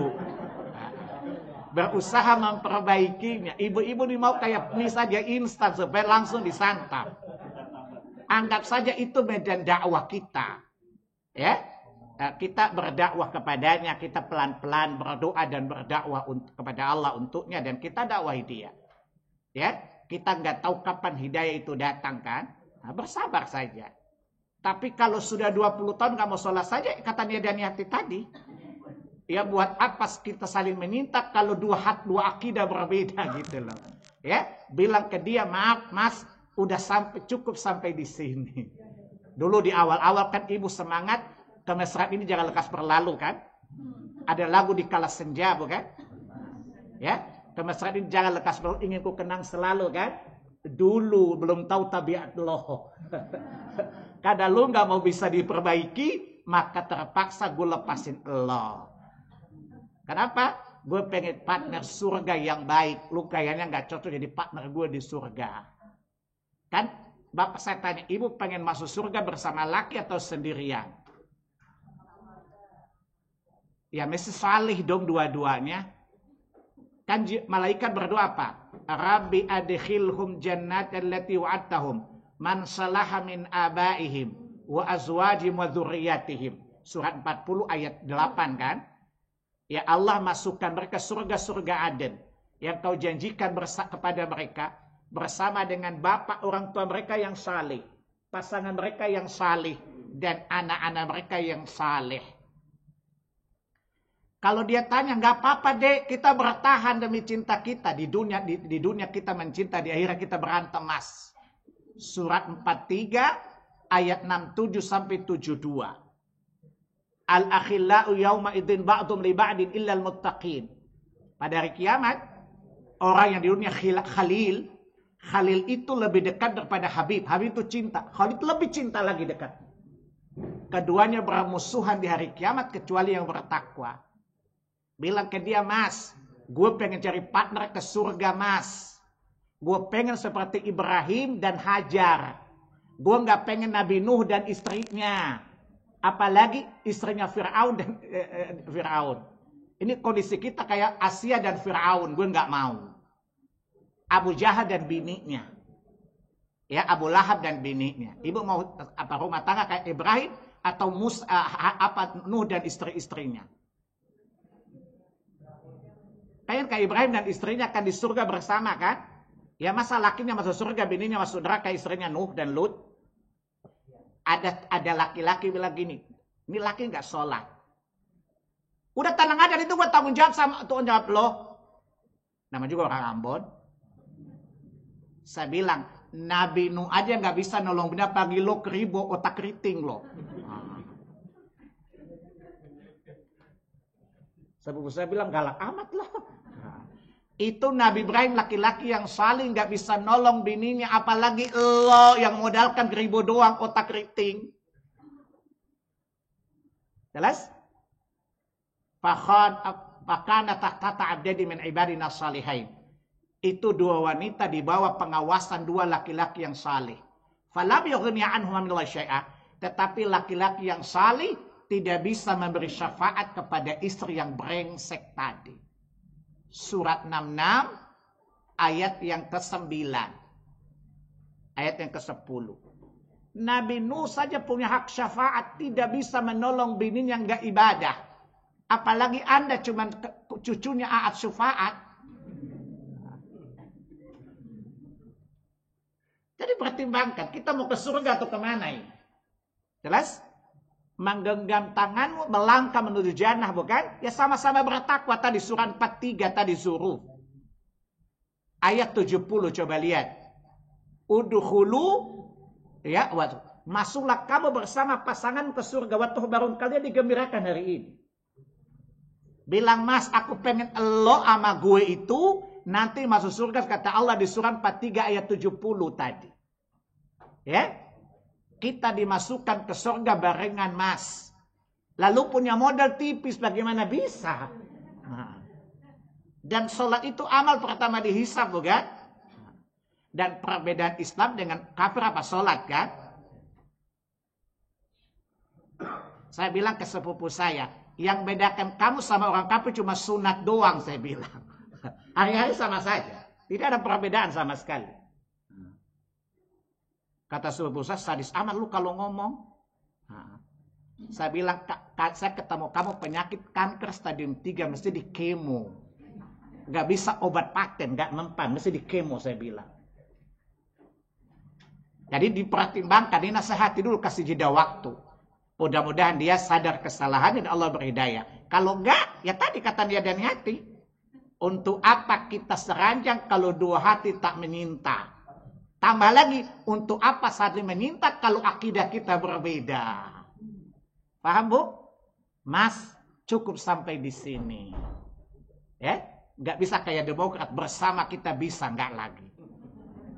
Ya, terpaksa cukup sampai di sini saja. Jelas? Dan ini termasuk wanita yang bisa mencumba usul karena ada alasan untuk bercerai tadi. Wanita yang khulu kalau tidak ada alasan syar'i. Laki-laki semacam ini emang cocok dibuang ke tempat sampah. Kalau diperbaiki tidak bisa, dibina tidak bisa, dibinasakan saja. Makanya bilang ke anak wanita, bilang gini, mak, jangan sampai trauma mamamu terulang lagi loh. Maka seleksi cari laki ya. Ini mama dulu bersemangat, dia bapakmu modelnya gini loh. Ya, andai kata waktu bisa diulang, mama akan pilih laki tidak seperti bapakmu ini. Jadi ini patron yang buruk untuk kamu. Jangan pilih laki sembarangan. Jangan lihat mancung hidungnya, akidahnya mapet loh. Ya, hidungnya mancung tapi akidahnya pecundang. Jangan. Ya, lihat fisiknya bagus, agamanya juga lebih bagus. Apa kata Nabi? Laki-laki pilih bini pertama kan agama ya. Tun karul mar'atu li arba'. Wanita dinikahi karena ada 4 hal yang menjadi pertimbangan. Pertama, faktor genetik, anak esopo, punya pepet pipit popot. Kata orang Jawa, kata bahasanya Mas Kiwo. Siapa tolek? Pokoknya ada bibit bibit bobotnya, Pak. Ya, bibit unggul katanya. Yang kedua, kecantikannya. Yang ketiga, materinya. Ya kan namanya bapak-bapak kan mamat, manusia matre kan. Ya. Jadi yang keempat, din, agamanya. Kata Nabi, fasbar bidzati din taribat yadak. Maka pilihlah yang bagus agamanya, amanlah hidupmu itu. Begitu juga hadis Abu Daud dalam bab nikah, laki-laki yang pantas dijadikan suami. Kata Nabi, kalau datang kepadamu laki-laki yang bagus akhlak dan agamanya, meminang anak, cepat dikawinkan. Jangan tanya udah punya kerjaan belum. Pakai tanya lagi, punya tunggangan enggak? Dasar ibu matre itu namanya ya. Jelas? Kata Nabi, perhatikan agama mantu ibu. Kalau enggak punya agama itu hantu namanya. Maka perhatikan agamanya. Jelas? Soal kerja belakangan, Bu. Yang penting agamanya bagus kan? Buat apa dia kaya tapi hasil korupsi juga kan? Maka pilihlah yang bagus agamanya. Kalau tidak ibu salah pilih laki. Ya, bapak-bapak salah pilih bini tadi. Ya, ganti bini juga susah sekarang kan? Ya, ganti laki juga susah sekarang kan? Kalau janda kan orang mikir-mikir kawin dengan janda kan? Jelas, Bu? Kalau janda kaya sih nggak apa-apa. Tapi kalau janda yang tidak kaya-kaya juga repot juga. Ya, maka lain kali kalau pilih laki perhatikan agamanya nomor 1. Adapun pekerjaannya itu nomor 2. Penting juga sih. Tapi yang terpenting adalah agamanya. Jelas, Bu? Jadi perhatikan calon mantu ibu bukan calon hantu loh. Nah, calon mantu itu agamanya bagus. Kalau enggak nanti jadi hantu buat ibu dan anak ibu. Jelas ya? Jadi pertanyaannya, sikap saya gimana? Bersabar, berdoa dan perbaiki dia. Kasih waktu 1 tahun, 2 tahun, enggak berubah, out. Ya, pulangkan ke rumah bapaknya.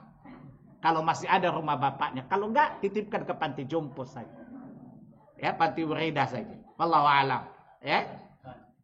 Untuk laki-laki tersebut sudah bisa dihukumi kufur atau Tergantung dia pengingkarannya karena malas atau meyakini tidak wajib. dengan jeda waktu sekian puluh. Ya bisa kafir. Kalau kemalasannya sampai waktu dan berarti namanya kafir. Ya, meninggalkannya ada 2. Kalau malas tapi meyakini wajib nggak kafir. Tapi kalau meninggalkan selamanya kafir.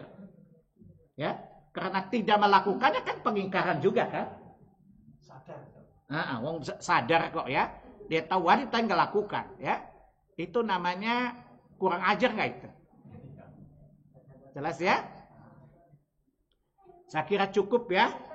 Ustaz, apa ada satu pertanyaan di Zoom dari Ibu Yani. Bismillah, Ustaz, apakah boleh pada saat khataman Al-Quran melantunkan senandung Al-Quran yang bunyinya Allahumma hamna bil Quran wa ja'alna imama dan seterusnya, tapi disenandungkan atau dinyanyikan? Jazakallah. Pertama, itu bukan doa yang diajarkan khatam Al-Quran lafaznya itu. Allahumma arhamni bil Quran dan seterusnya. Ya, jadi bahwa mengkhatamkan Quran termasuk waktu mustajab berdoa. Tetapi tidak ada doa khusus spesifik seperti tadi. Tapi berdoa dan itu insyaAllah tidak apa-apa. Selama tidak diyakini itu kekhususan. Yang kedua, tidak boleh nyanyi. Itu doa-doa kok nyanyi. Kenapa niru agama orang lain dalam ibadah? Ya, tidak boleh. Nyanyi-nyanyi itu ibadahnya orang lain. Tidak boleh kita beribadah. La a'budu ma ta'budun. Kita tidak beribadah dengan cara ibadah mereka kan? Ada pakai seriosa lagi. Allahumma arhamni bil Quran. Kayak setan bunting gitu loh gaya. Masa ibadah kayak gereja sana? Jelas ya? Itu ibadah, nggak boleh nyanyi-nyanyi. Karena nyanyi-nyanyi itu tradisinya orang musyrik. Orang musyrik ibadah itu bersiul pakai irama atau bertepuk tangan. Lihat surah 8 ayat 35. Jadi ibadah dengan irama-irama semacam itu tradisi orang musyrik dahulu. Dengan bersiul yang kemudian dirubah jadi lagu tadi. Ya lihat surat Al-Anfal surah 8 ayat 35. Jelas? Jadi silakan berdoa sudah khatam itu termasuk waktu mustajab. Akan tetapi mengkhususkan tidak ada dalil. Itu bukan doa yang dikhususkan dari Nabi. Ya, yang kedua nggak boleh lagu, Bu. Ya, nanti di sana kunci G, gila di sini dan loh. Sama-sama gila semua aja kan ibadahnya. Kan kita la'abudu ma ta'budun, bukan? Saya tidak beribadah dengan apa yang kau ibadahi kan? Kaifat ibadah pun tidak boleh kan? Menyamai nggak ibadah orang? Jelas? Ini menyanyikan doa. Doa itu ibadah bukan? Doa itu ibadah nggak? Dalilnya mana doa itu ibadah? Surat 40 ayat 60. Juga hadits Ibnu Majah dan Al-Hakim. Kata Nabi, doa huwal ibadah. Doa itu ibadah. Surat 40 surat Al-Ghafir ayat 60. Nah, ibadah itu tidak boleh pakai niru-niru agama orang lain kan? Jelas? Berdoa saja. Coba lihat di surat 7 ayat 55. Ud'u rabbakum tadar wa khufyah. Berdoalah kepada Tuhanmu dengan penuh kerendahan dan pelan, tidak usah teriak-teriak. Ya, nah, itu cara berdoa dalam Islam. Gak usah nyanyi-nyanyi keseriusan tadi. Allah ada suara 1, suara 2, suara 3 tadi. Allahumma arhamni bil Quran. Apa bedanya sama Pesparawi misalnya? Sama enggak? Lama-lama ada Pesparawi doa kan? Dilaguin. Jelas ini penyerupaan tasyabuh dan ini haram hukumnya. Karena menyerupai ibadah orang lain dan beribadah bukan dengan ibadah yang disyariatkan. Jelas ya Bu ya? Dulu-dulu Ibu ngadi juga pakai gitu, lagu-lagu kan? Sekarang baru diruqyah baru enggak lagi kan? Ya? Rasanya ada ibu-ibu bilang gini sama saya. Pak, kata Bapak ibadah enggak boleh nyanyi-nyanyi loh. Tapi saya yakin benar karena saya merasa tenang. Lah orang kafir waktu ibadah juga tenang. Apa tenang lalu benar agamanya? Saya bilang ibu ini panjang lidahnya, pendek akalnya, cetek imannya loh. Saya tanya orang kafir ketika ibadah tenang gak dengan ibadah? Apa karena tenang itu tanda kebenaran? Jelas? Pakai otak Bu, jangan pakai dengkul. Agama kok pakai perasaan? Agama itu bakal bawa iman, bawa akal Bu. Iman itu yakin, akal tuh faham. Oke? Jangan baper bawa perasaan. Enak Ustaz, syahdu. Apa kata iblis? Emang iya. Bukankah gue bilang gitu? Apa kata iblis? Semakin Anda rasa enak itu namanya kerjaan iblis. Lihat surat 15 ayat 39. Apa kata iblis? Rabbi bima aghwaytani la uzaina lahum fil ardh wa la ughyanahum ajma'in. Wahai Tuhanku, karena aku telah divonis sesat, aku akan menghiasi mereka sehingga dosa terlihat indah. Bid'ah terlihat indah, maksiat terlihat indah, sehingga mereka tidak rasa kalau itu dosa. Jadi iblis menghiasi ibadah kita dengan sesuatu yang indah-indah, lalu kita kira itu ibadah. Maka apa kata iblis? Lu gue banget gitu loh, itu ayatnya. Lanjutkan, bersama kita bisa. Tadi ayatnya tadi. Jelas ya? Jadi iblis menghiasi kita supaya menyelisih syariat. Merasa indah, merasa nyaman, merasa aman, merasa tenang dengan sebuah